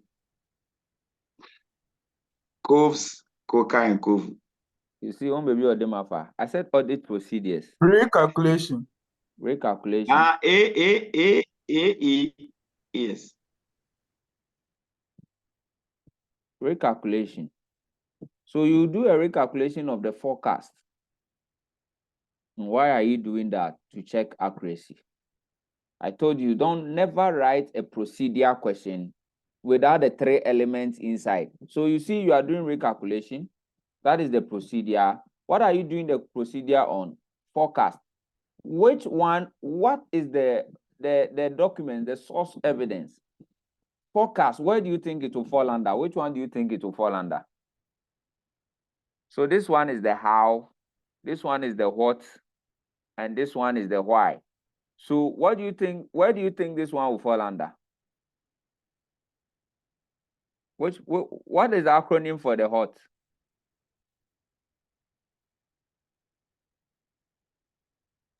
That double there.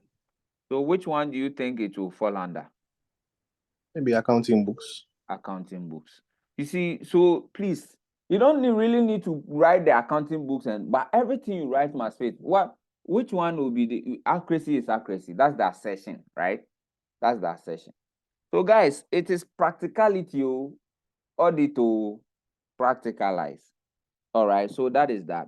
You can also do analytical procedure by comparing last year's forecast, all right, to this year's forecast. So that is that. You compare the previous forecast, and you see when you do a forecast of last year, the results of this year will prove your forecast of last year.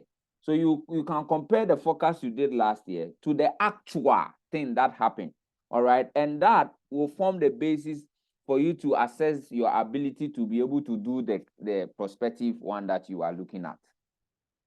All right, so that one is called what? Analytical procedure.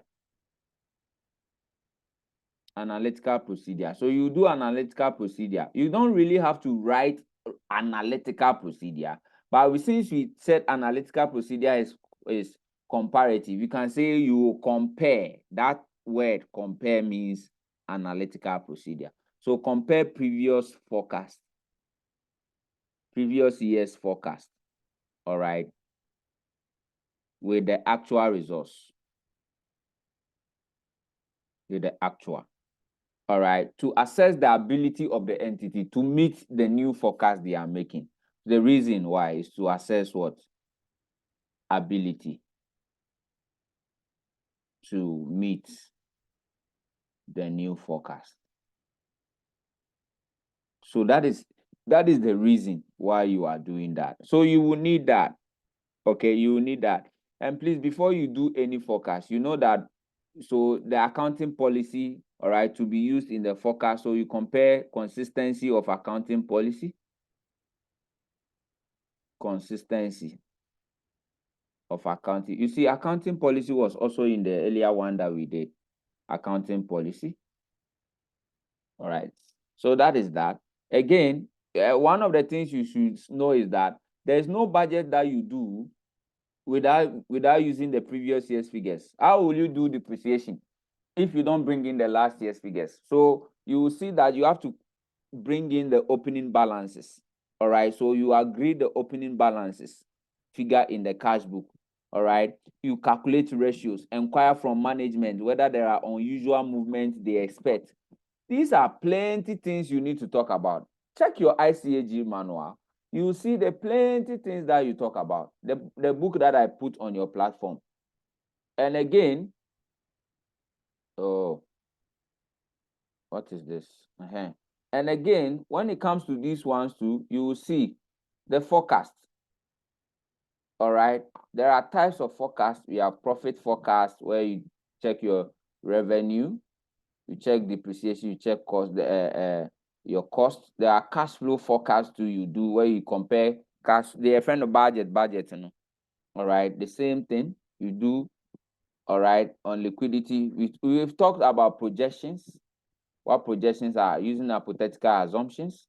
All right, the principle useful for PFI, doing a PFI is relevance, reliability, completeness. It means everything must come in. All right, these are not really necessary things that you have to bother yourself about. All right, but I mean, when you are doing that, you have to be realistic enough.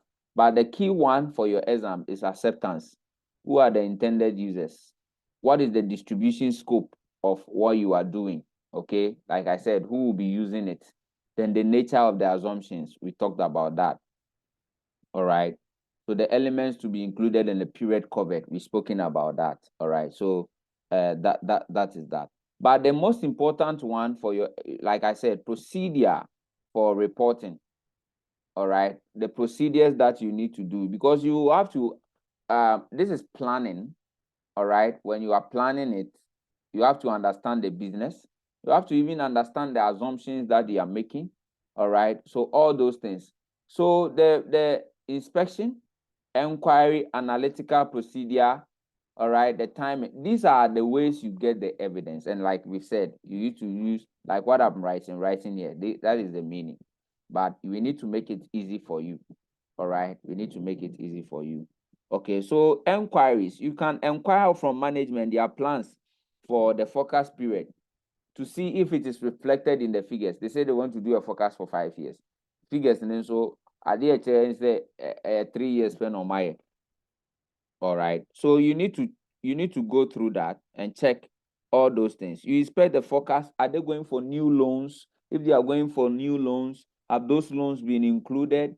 All right. Obtain a written representation of what management believe the assumptions. What is their written representation of that? Do they believe? So please, all these things, these are very important things. Everything that they said they will do, you check to get a reason. Written representation on their assumptions. On what grounds are they making their assumptions or that hypothesis? So please, that is that. Okay. Is it that in the forecast they are going to close down one of their companies? All right. Those things. All right. Written representation, I have talked about it. All right. So these are the things you check. These are the things that you do. All right. So that is that. That is that. Okay. So basically, this is it. Now let's take a question. I think a question, when we discuss a question, it will come up with these things. All right. Of course, like I said, the title address, it goes for all of them, all the review. Instead of audit opinion is the subject matter. All right. Then the criteria, what we call the reference, the criteria, management's responsibility, the person's responsibility. All right. So that is that. Let's get a question. Now, this is my advice. The examination on projections and forecasts is a common theme in the exam, often arising in scenarios such as supporting a loan application. When you say loan, they make you do all these things. Supporting a loan application and contributing to the going concern. You remember I told you that when we were learning going concern, the first thing you do is to inquire from management their forecast. Because it is out of their forecast, you know that they will be on a going concern. If an entity will be on a going concern, they should have budget for their next year. Yeah, they should have. Since the transactions are future-oriented and have not transpired, the procedure will concentrate on validating the rationality of their assumptions for crafting the forecast. So in the exam, you'll be required to suggest procedures that are relevant to the scenario. That is that. That is that. So to approach the exams question related to profit forecast or cash flow forecast, whichever one that is, it is crucial for you to what?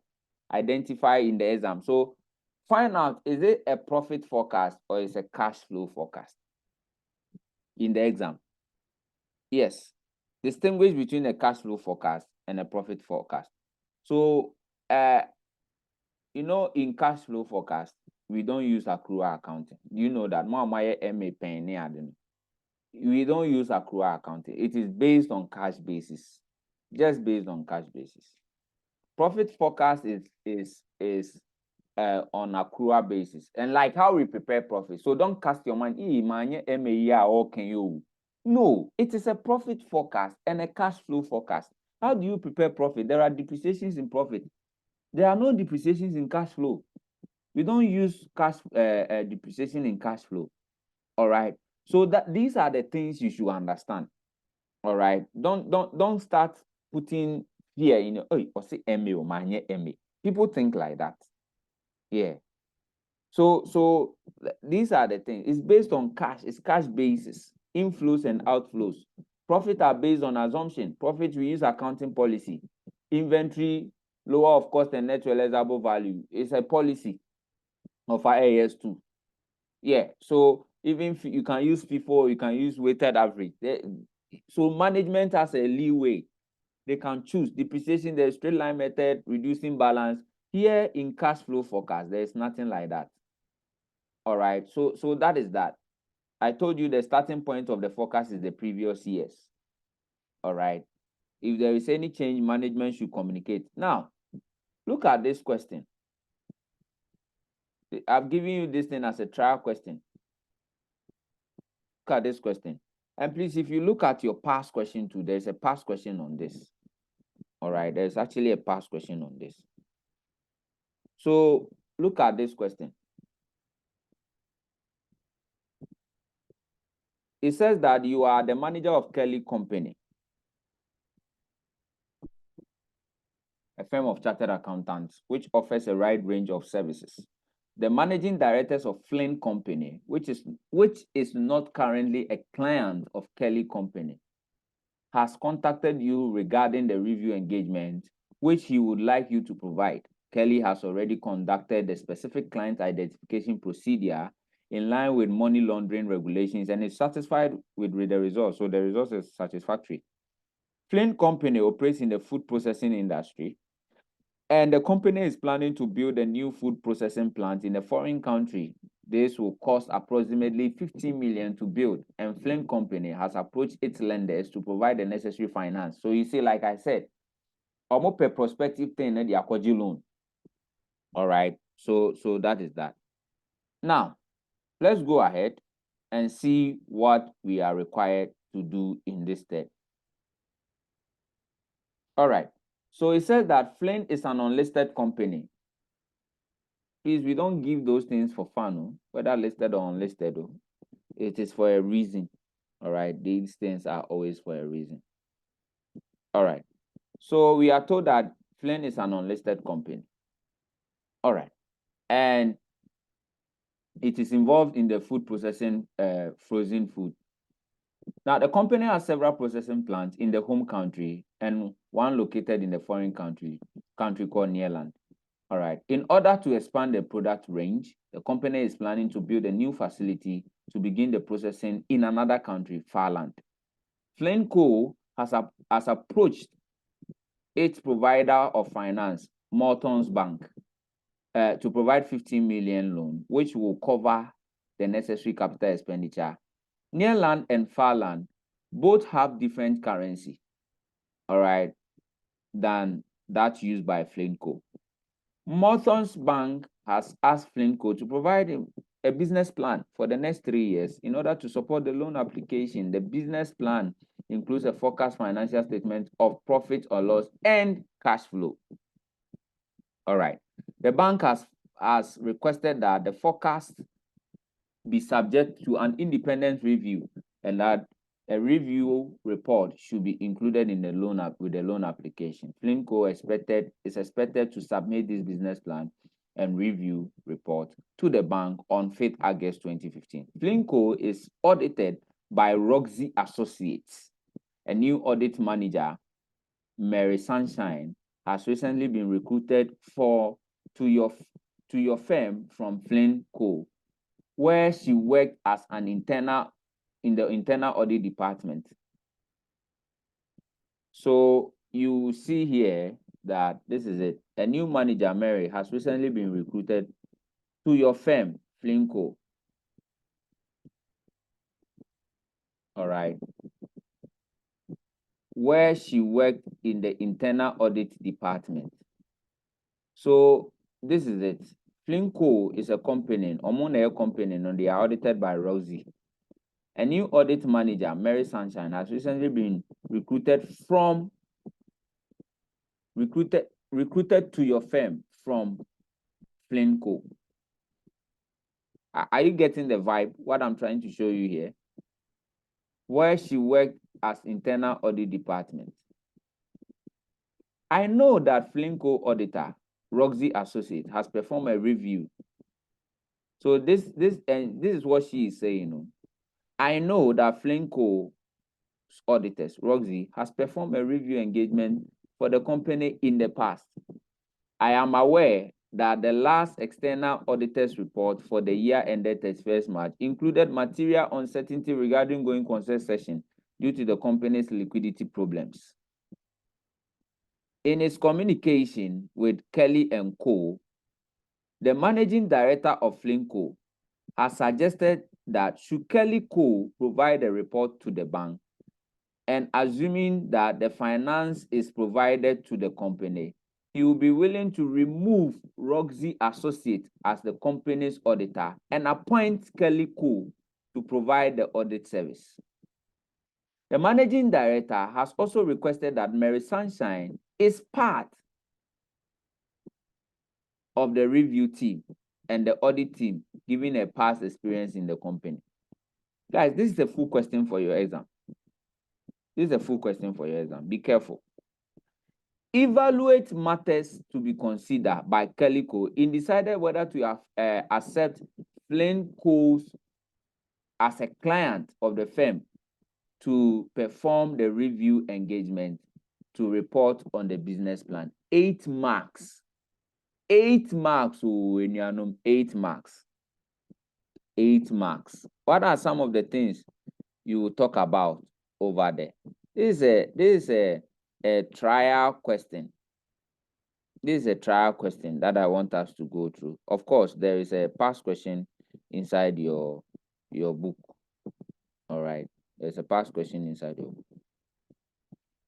It says that you do not need to include matters specifically relating to due diligence. All right. So don't do anything about due diligence. This is about the things you consider, all right, when accepting an engagement procedure. Yes, any question? What will you do? Any question? What are some of the things you consider when accepting this kind of engagement? Yes, anyone? Anyone? Anything you heard in there? Before we come to the mathematics, anything? What are some of the things you consider? We learn this thing right now. Things you should consider. Acceptance. There are certain things I mentioned. So please, let's make it snappy. All right. It is 8:30 now. Let's make it snappy. What are some of the things you consider? And I have told you time and time, when you are asked this question, there are certain commonsensical levels that comes in. We're asking you certain things you consider. Ask yourself, what are the things you consider in taking your hairdresser? And relate it to this question, you get something to write. So come on, what are the things you consider? Even though I can't have the space to bring back all the questions again, but there are certain things when I was reading you heard. All right. So what are some of the things you consider?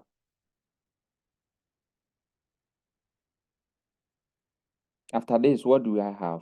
It will be due diligence, eh? Yeah, I think after this I have due diligence to do. Then the forensic audit, which those ones are just a mentioning of stuff. All right, so the key one I'm left to do is due diligence. Okay, yes. Yes, please. Who is talking?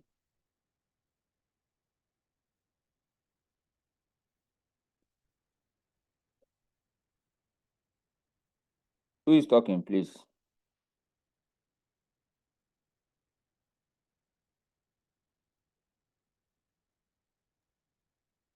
Should I go up to your screen? Do you want me to do something? And I am on.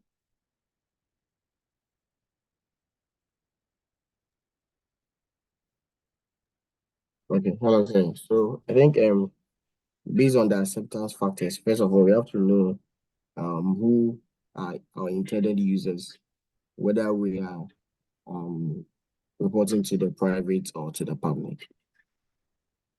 Okay. That is one. Oh.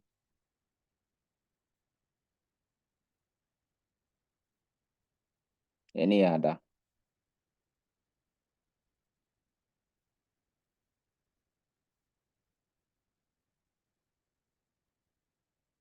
Any other? There are so many things you can talk about. It's for 8 marks, so there are so many things you can bring on board.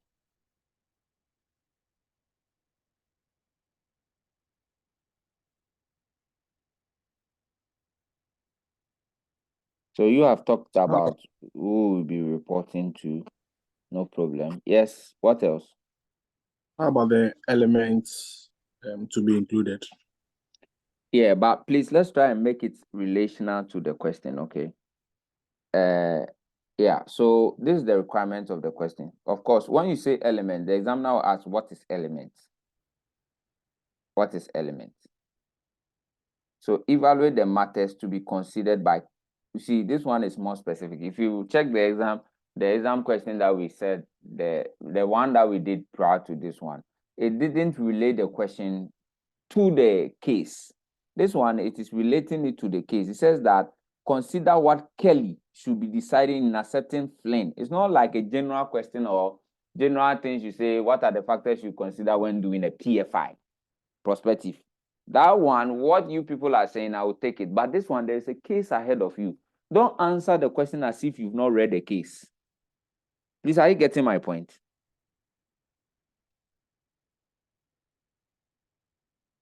Hello, please, are you getting my point? And anyway, that is the examiner's comment, that you people, you answer the thing outside the scope you are giving. So, so it has nothing to do with the question that is laid before you. Yeah. So please be careful. As for that act in it, Munjai, like writing an answer that is not requested from you. It's like this man sitting in the public account committee, move and say professor something, the NSA boss. Who be the question we don't know answer. Just so he's trying to confuse pastor. He's trying to confuse him, the chairman of the public account committee.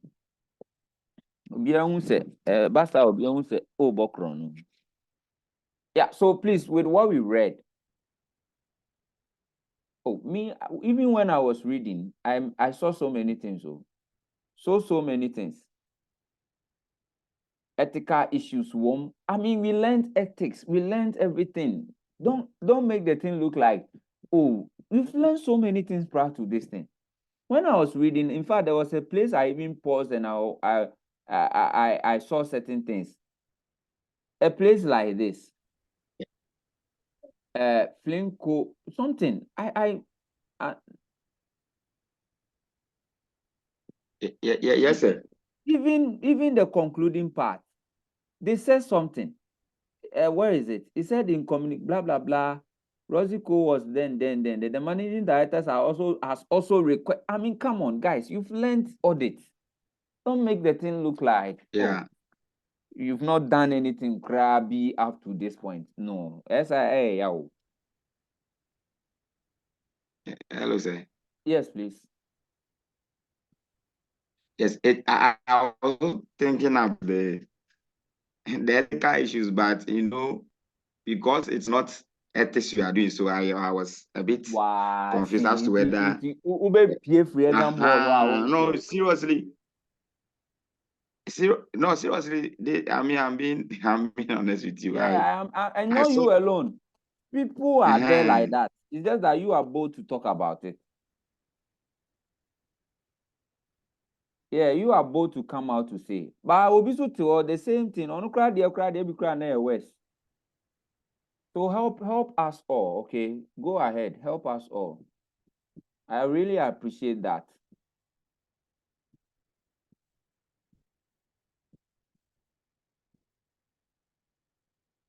Yes, who was that? Who was that? Was it Richard or who was that?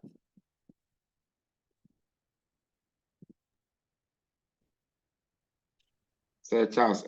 Okay, so the ethical issues. So let him finish. Okay, go ahead, Charles. A new manager, Sunshine. Yes. Sunshine is coming from a company that where is that point? Me too, I saw it. I saw that Sunshine has already been recruited. Okay, Flame Company is from Flame Company, where she worked as internal audit, in the internal audit. What threat is that?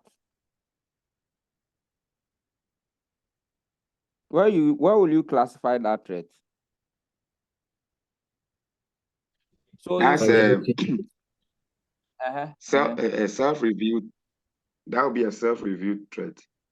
See, I'm putting away Juma. So it's no more. It's no more of self-review kind of. Self-interest. It's what? Self-interest. Okay. Self-interest. I don't think she has any financial interest or anything. Can you say familiarity? Yeah. Familiarity can be, even your review too can be, but it's just far-fetched. Yeah, can you say the last part as review? self-review threats. The Yeah, like managing director also requested that Mary Sunshine is part of the review team. that request won't be a self. It's something else. Anytime the client is asking you to do something and you do, there is a threat for that. Management. No, Isn't it no, threat? no, no. Intimidation. No. That's it's not intimidation. No. This is the SAFI.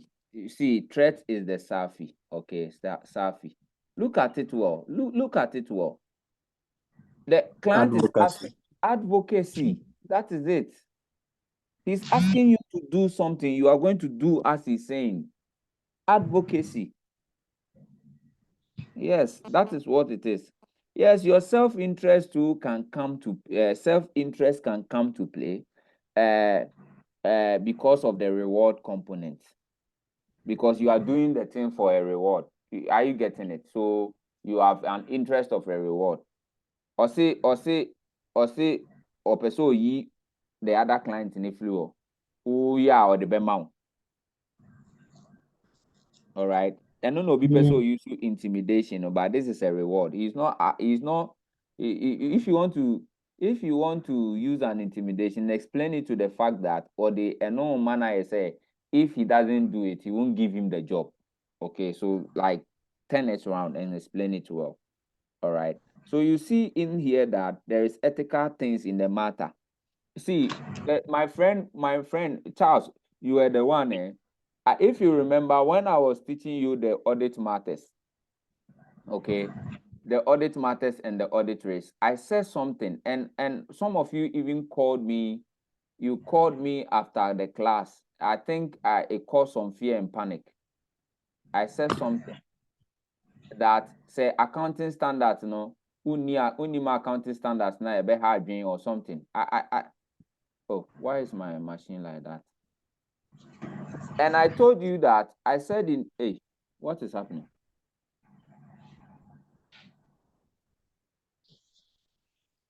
Now, wow.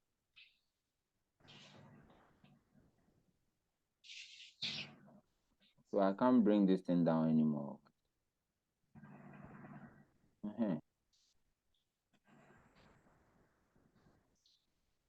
If you remember, I told you guys that if you have a perfect understanding of the IFRSs and if you are doing corporate reporting, it helps. But if you are not, these are where you can get your marks from the matter question or the audit risk question. What are the issues? I say audit matters. Audit in sensem.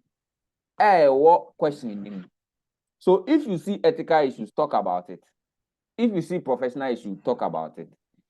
If you see mathematical issues of materiality and which is affecting the opinion, talk about it. So today, I'm say ethics. You see, ethics need the manual right? But there are other things we've learned today. I'm expecting you guys to also bring on board. You see, it is not only about ethics, okay? In fact, even when I was teaching ethics, I didn't teach ethics and I said ethics and what? What did I add? Ethical and what? Professional. Yes, professional issues. All right. And even the ethics, I mentioned SAFI as one of them. With the revision Panama. What are the other things? There were 4. Confidentiality. Confidentiality. What again? Integrity of client. Don't you see an integrity of the client issue in this question? Yes, there's integrity in there. Good. So come on. And this is a question. See, these are questions I tip that you people will be writing in this your current exam. Be very, very careful. Be very, very careful. And that is why I'm doing it in class. That is why I'm doing it. And that is why I'm taking time for us to go through. Because you see, question never bano. Now, if you say what you audit, so now question will be about the toronum. Now, as a forward so. So please talk about the integrity issue. All right, you saw integrity issue there. Look at what in the question was about the integrity issue. So should I read a paragraph or Oh, you can talk about it. I mean, something you saw that makes you bring about the integrity of the client. Okay, so from the paragraph you were saying that I know that firms What's in our public car? is audited.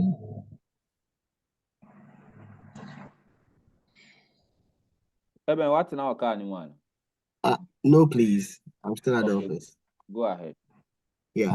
So that I know that Flame's company's auditor, that is Rosie Associates, has performed review engagement for the company in the past. And I'm aware that the latest external auditors report for the year ended 31st March 2015 included a material uncertainty related to going consent session due to the company's liquidity problems. That is where the integrity issue is coming from.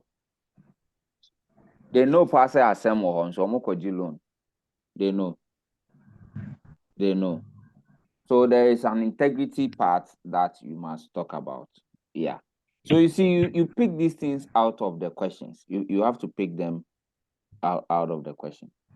So that is that. Then the things that we learned today, who you are reporting to, you remember, but link it in the question. Are you reporting to the company? You are reporting to the bank?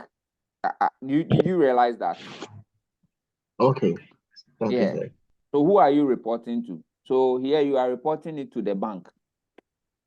Yes. And if you are reporting it to the bank, you see, you cannot give any information. There are two things. There's either you are going to lie to the bank to get what you want, or you go there, you are caught, and it will tarnish your image as an audit firm. And so therefore, if you are going into this, the procedure, the audit matters, which means that you, the audit company now, auditor company, you also have to have the proper resource. Because as a person beat you cry in this question, the person who beat you, they have huge going concern problem, but they still want to go for a loan. Yes, company new goods, almost loan they acquire project to approach. So you have the resource that can detect it in terms of your staff. This is audit matter. So guys, if you have an audit matter question, here is not about your question 2, but I told you that everything you will be doing in the review, you have done it already. I kept saying that. You have done all these things already. We've done ethics already. So you have seen it in here. So normally, you will see that even at the beginning of this class, I gave you the marks 20, 20, 20, 20, 20, 20 for your questions. This is how you see it. So somebody will say, Aquano 2020 no kind no. Where do you buy 30? But it's the same thing. Like it's the same thing. Is it ethics not here? It's the same thing. Audit matters. I say the matters you consider. But here the matters you consider are the matters. So my friend Charles, this is the matters you consider when what?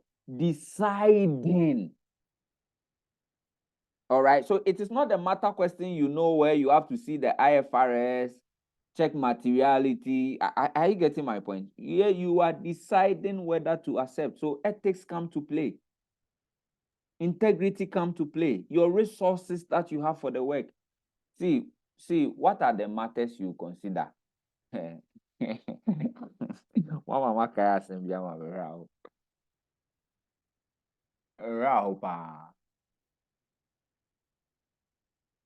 was in senior high school and a lady made me an offer. Those days, we have relocated to my mother.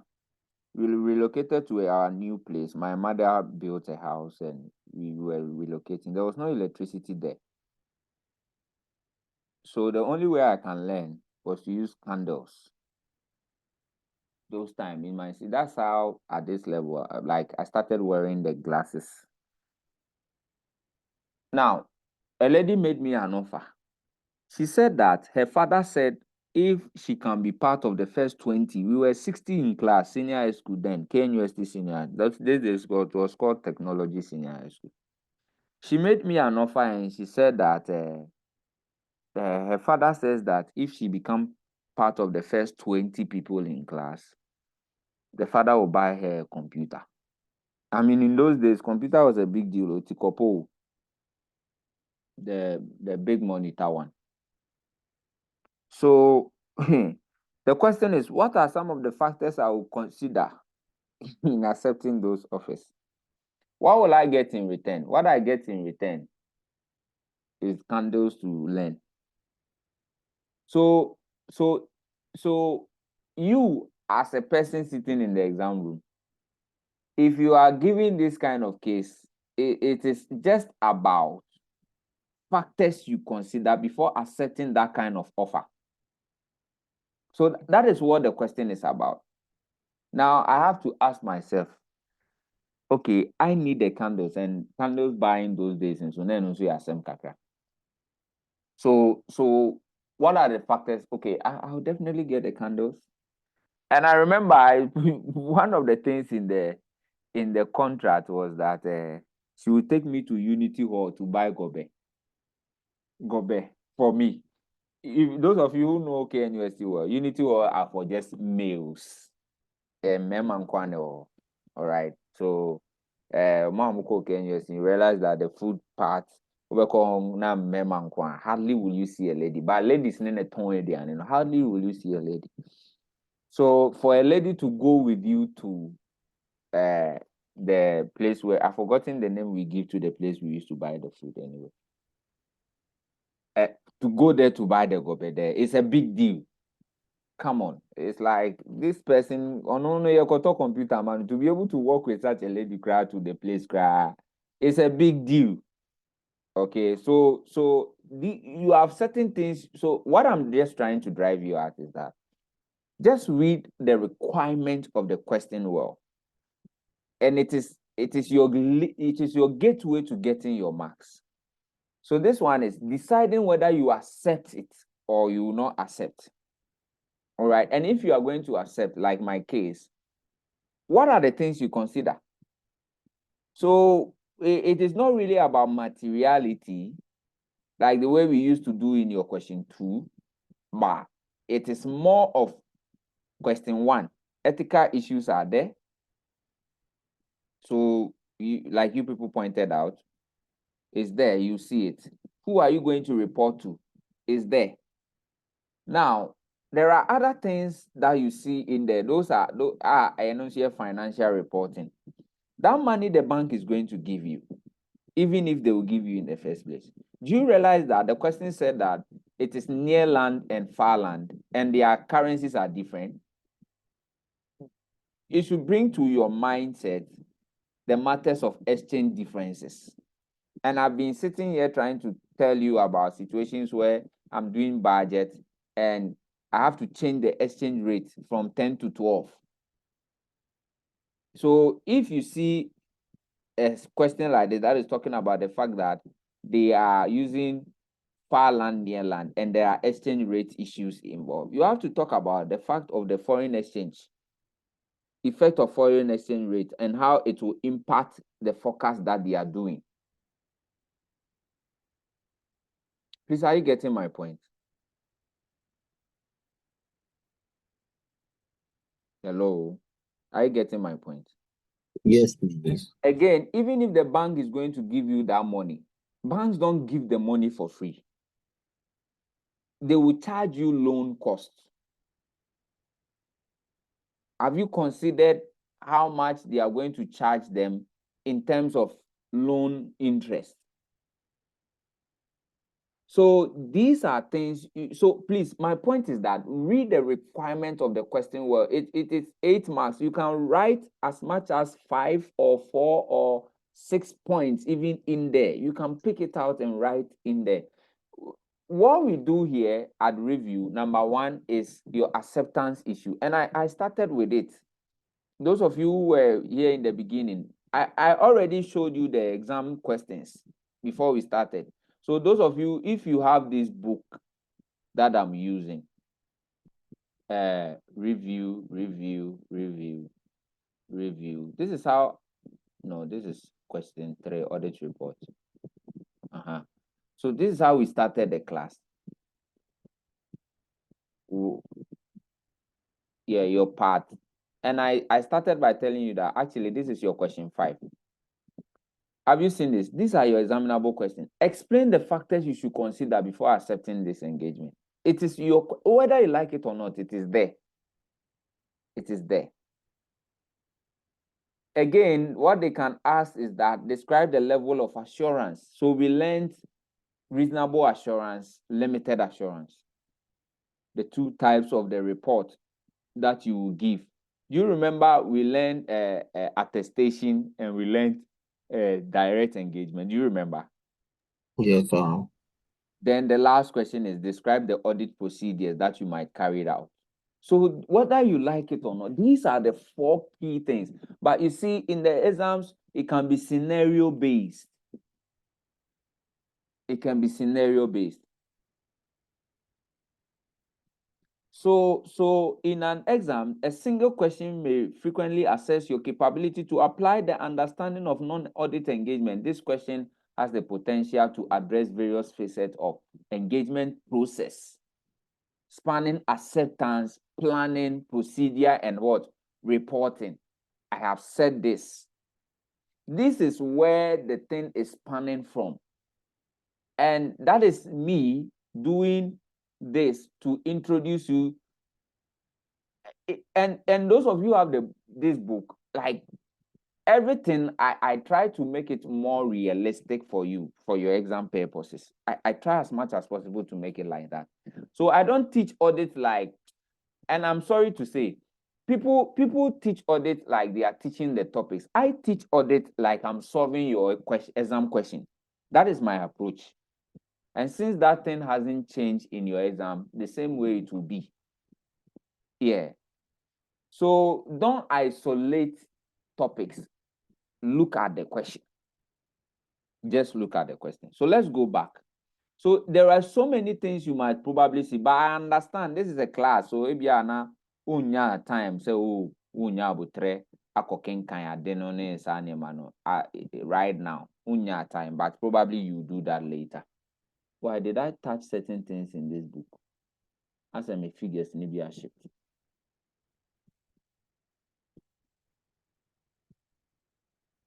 Well, I'll look at it later. All right. So that is that. So please look at the question well, understand the question. And that is what you do in your first 15 minutes. Move and review paper. Well, I'll talk about that next week. Once I finish teaching the public sector.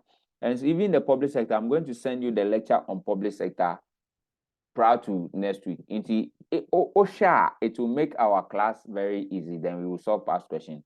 Then I will have 2 meetings with you. That 2 meetings with you will be for past questions review for everything that we have done. So please, that meeting, don't join the meeting. And as a so it won't be a meeting where I'll ask you to mute. So you have to be in a place where you can talk. Then everybody will contribute. Everybody. You have to pass this paper, whether you like it or not. Everybody. All right. Anyway, so let's end it here. But my point is that take your time and read the questions, the requirements of the questions. All right. So that is that. All right. Of course, we will come back to these kind of questions later. Then you see the B part. Have you seen that right now they've given you the forecast itself? They've given you the forecast. So since they've given you the forecast, I can bet you have not gone there. I know I'm the one who wrote the book, but whatever it is going to ask you of the procedure, the audit procedure. It is going to ask you that. All right, so that is what, and since you have the figures there, do you remember everything we said about the analytical procedures or checking this, opening balance, analytical to review? So those things we talked about here, the analytical procedures. Hey, I think my pen is, I'm saying I check, but we've not spent 3 hours. So these procedures, recalculation of the forecast to check accuracy, that is the ones they are coming to ask you now. So they've given you the figures. Or my figure number, monthly sales. So you see, you think you are going to write an audit paper, but you see keynotes, 6 months to December. You see the forecast things that you see here. 17%, 13.2%. They've given you the sales expectancies. So these are sales based on management forecast with predicted sales growth. All right. So if they did that, and you see they've done all these things, then they will tell you that assuming Calico accept the engagement review of Flimco cash flow forecast, evaluate the assumption used by the management and the completeness of the cash flow forecast, explaining why particular assumption should be challenged or approached with professional skepticism. My Oga has appeared here again. All right, then it says that design the examination procedure which should be performed in the review of this. All right, so procedure of cash flow, what do you do? What do you do? So you will see in here, we talked about some of the procedure, and it's the same procedure. You are going to do analytical recalculation to check the accuracy, confirm opening balances. We talked about that. All right. The assumptions that they used, this one. Written representation to get the basis of the assumptions that they've used. All right. So that is that. And since it is cash flow, those of you who have been doing man accounting and those things, the cash flow receipt timing, the timing. All right. That is it. Tax payment, foreign exchange, finance cost agreement, all those things. I mean, the loan interest, all those things come to play. All those things come to play. So it's very, very important. In fact, those of you, and if I take you to the solutions that I did for this, you realize that both this one, evaluation of the assumptions used by management for the cash flow, they evaluate it. So this is the assumptions they use. 25% increase in monthly sales. These are the assumptions. On what grounds are they making the assumptions? On what grounds? On what grounds? So you are going to evaluate those assumptions. So the question said that evaluate the assumptions used by management and the completeness of the cash flow forecast prepared, explaining why particular assumptions should be challenged with professional skepticism. Now look at the financial statement. Look at the forecast they've done. Look at the forecast they've done. These are the actual figures for 2015. These are the actual figures for 2016. And these are the actuals for December 2016. So these are the assumptions. So you see that there is a kind of growth that are there. Then these ones, this is the forecast they are making for 2017. So look at this. 200, they've used 288. Look at 234, they've used 3 this. Look at 265, they've used, is the percentage growth, annual monthly sales. All right, that is what they have. So this is the revenue. You can see. So the revenue in comparison. So it says that evaluate the assumptions. So if they say that the 6 months revenue for 2015, this is 0%, 17%. Are you sure when you do that, you get the percentage correct? So you are going to do the recalculation yourself. Oh, you will be the one to do. Now, it says that sales are expected to increase in 2016 when the new processing facility opens in Farland. That is the assumption. Oh, pen. The new products are expected to be very popular, and the product launch will be supported by advertising campaign. In addition to the output from the new processing facility, production levels are at existing facilities are planned to increase by at least 10%. Guys, you and I, they are going into a new country, all right, to open a new product. And they are saying that it is based on that assumption they are making their forecast. It is going to bring about an increase. Can't you see that when you are entering in a new market, what are some of the things that happen to you? serious issues happen to you, have they considered the I hope most of you are doing case study. Potter's 5 forces, have they considered that? Do you see that in the analysis? So on what basis? And please, when it comes to your level 3, you are supposed to show professionalism. Don't think it's just ICA paper you are writing. You are supposed to see yourself as a professional. Your answering should depict certain things. Your knowledge wise, like broaden your knowledge. And that is what they are saying in your new syllabus. So you are answering the question as a manager of an audit firm. That is what you are doing. So if they've made some assumption and we are saying that evaluate their assumption, you should know better, because it is not just about audit you are writing. You are also writing as a finance manager or as an accountant. And how can they say that they are going into a new country to introduce? And they said that it will be supported by advertisement campaign. Now, you think when you go there immediately, your sales boost will rise up like that within 6 months or within 3 months or 6? So within this question is 6 months. Do you think it will rise up like that? Your growth, do you think it will be straight up like that?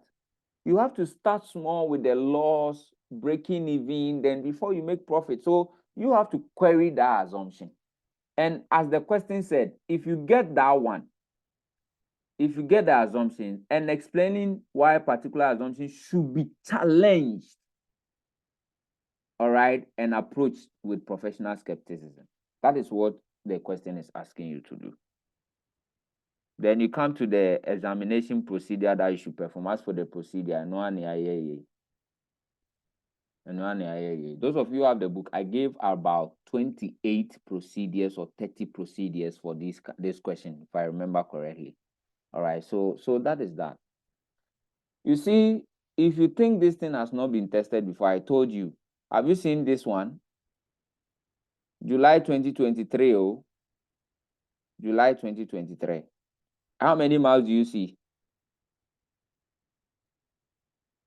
Inyanum, how many marks do you see? 20 marks. 20. Are you? The question said 20. in line with this, examination of this, discuss 5 matters. So please, 5 matters. It's not 5 matters what you consider before accepting. Is that not the same? And please, let me ask you a question. If an examiner could bring this particular question, all right, then he wants to test it again. And like I've told you, I know where he picks his question from. And this is one of the places he picked the question from. And he wants to do it again. The remaining question left for him to pick. And on a mediama mui. And one amway. This same, called this same place to test this thing again. And one I woman. This thing was about bad debt, allowances for bad debt. So the same thing matters you consider before you review. The same thing we've talked about. The same thing. And another one, I've given you question 3 for your practice. Another one. This is it. Same financial statement level. What he has done is that, although he has tested it, on far the year financial statement, we say embada. That one, he's just doing it because he knows that he's unsure that when he brings it, people can make it. He's unsure. But with the way things are going now, he can just pick it and dump it. These are people who pass through my office in Legon office with my boss. They come to my boss. These are people who set your questions. They come, they pass, they greet. And sometimes I eavesdrop in their conversations. Yeah. And so that is the remaining questions you guys can do. Now, so for those of you who don't have the book, please look at it well. I'm scrolling. Look at it well. Look at it. So this is it. So that when you are watching, you can pause and look at it. And if you can reason into it and provide some small answers for yourself. look at it. And please, me, I'm free. If it's not like I'm freezing me near Jumayo, that's not my point. I'm the busiest person you can have, but this is also part of my job. So if you now say, I saw this video, I did this, and these are my suggested solutions to it, I will definitely look at it and provide you your response. So that's why I'm scrolling like that. So please, I'm closing the class because of the time. Next week, God willing, we have 4 meetings. No, is it 4? 3 meetings after today. I'll communicate with you. My meeting with you next week will be on public sector, but I have to do conclude this thing next week.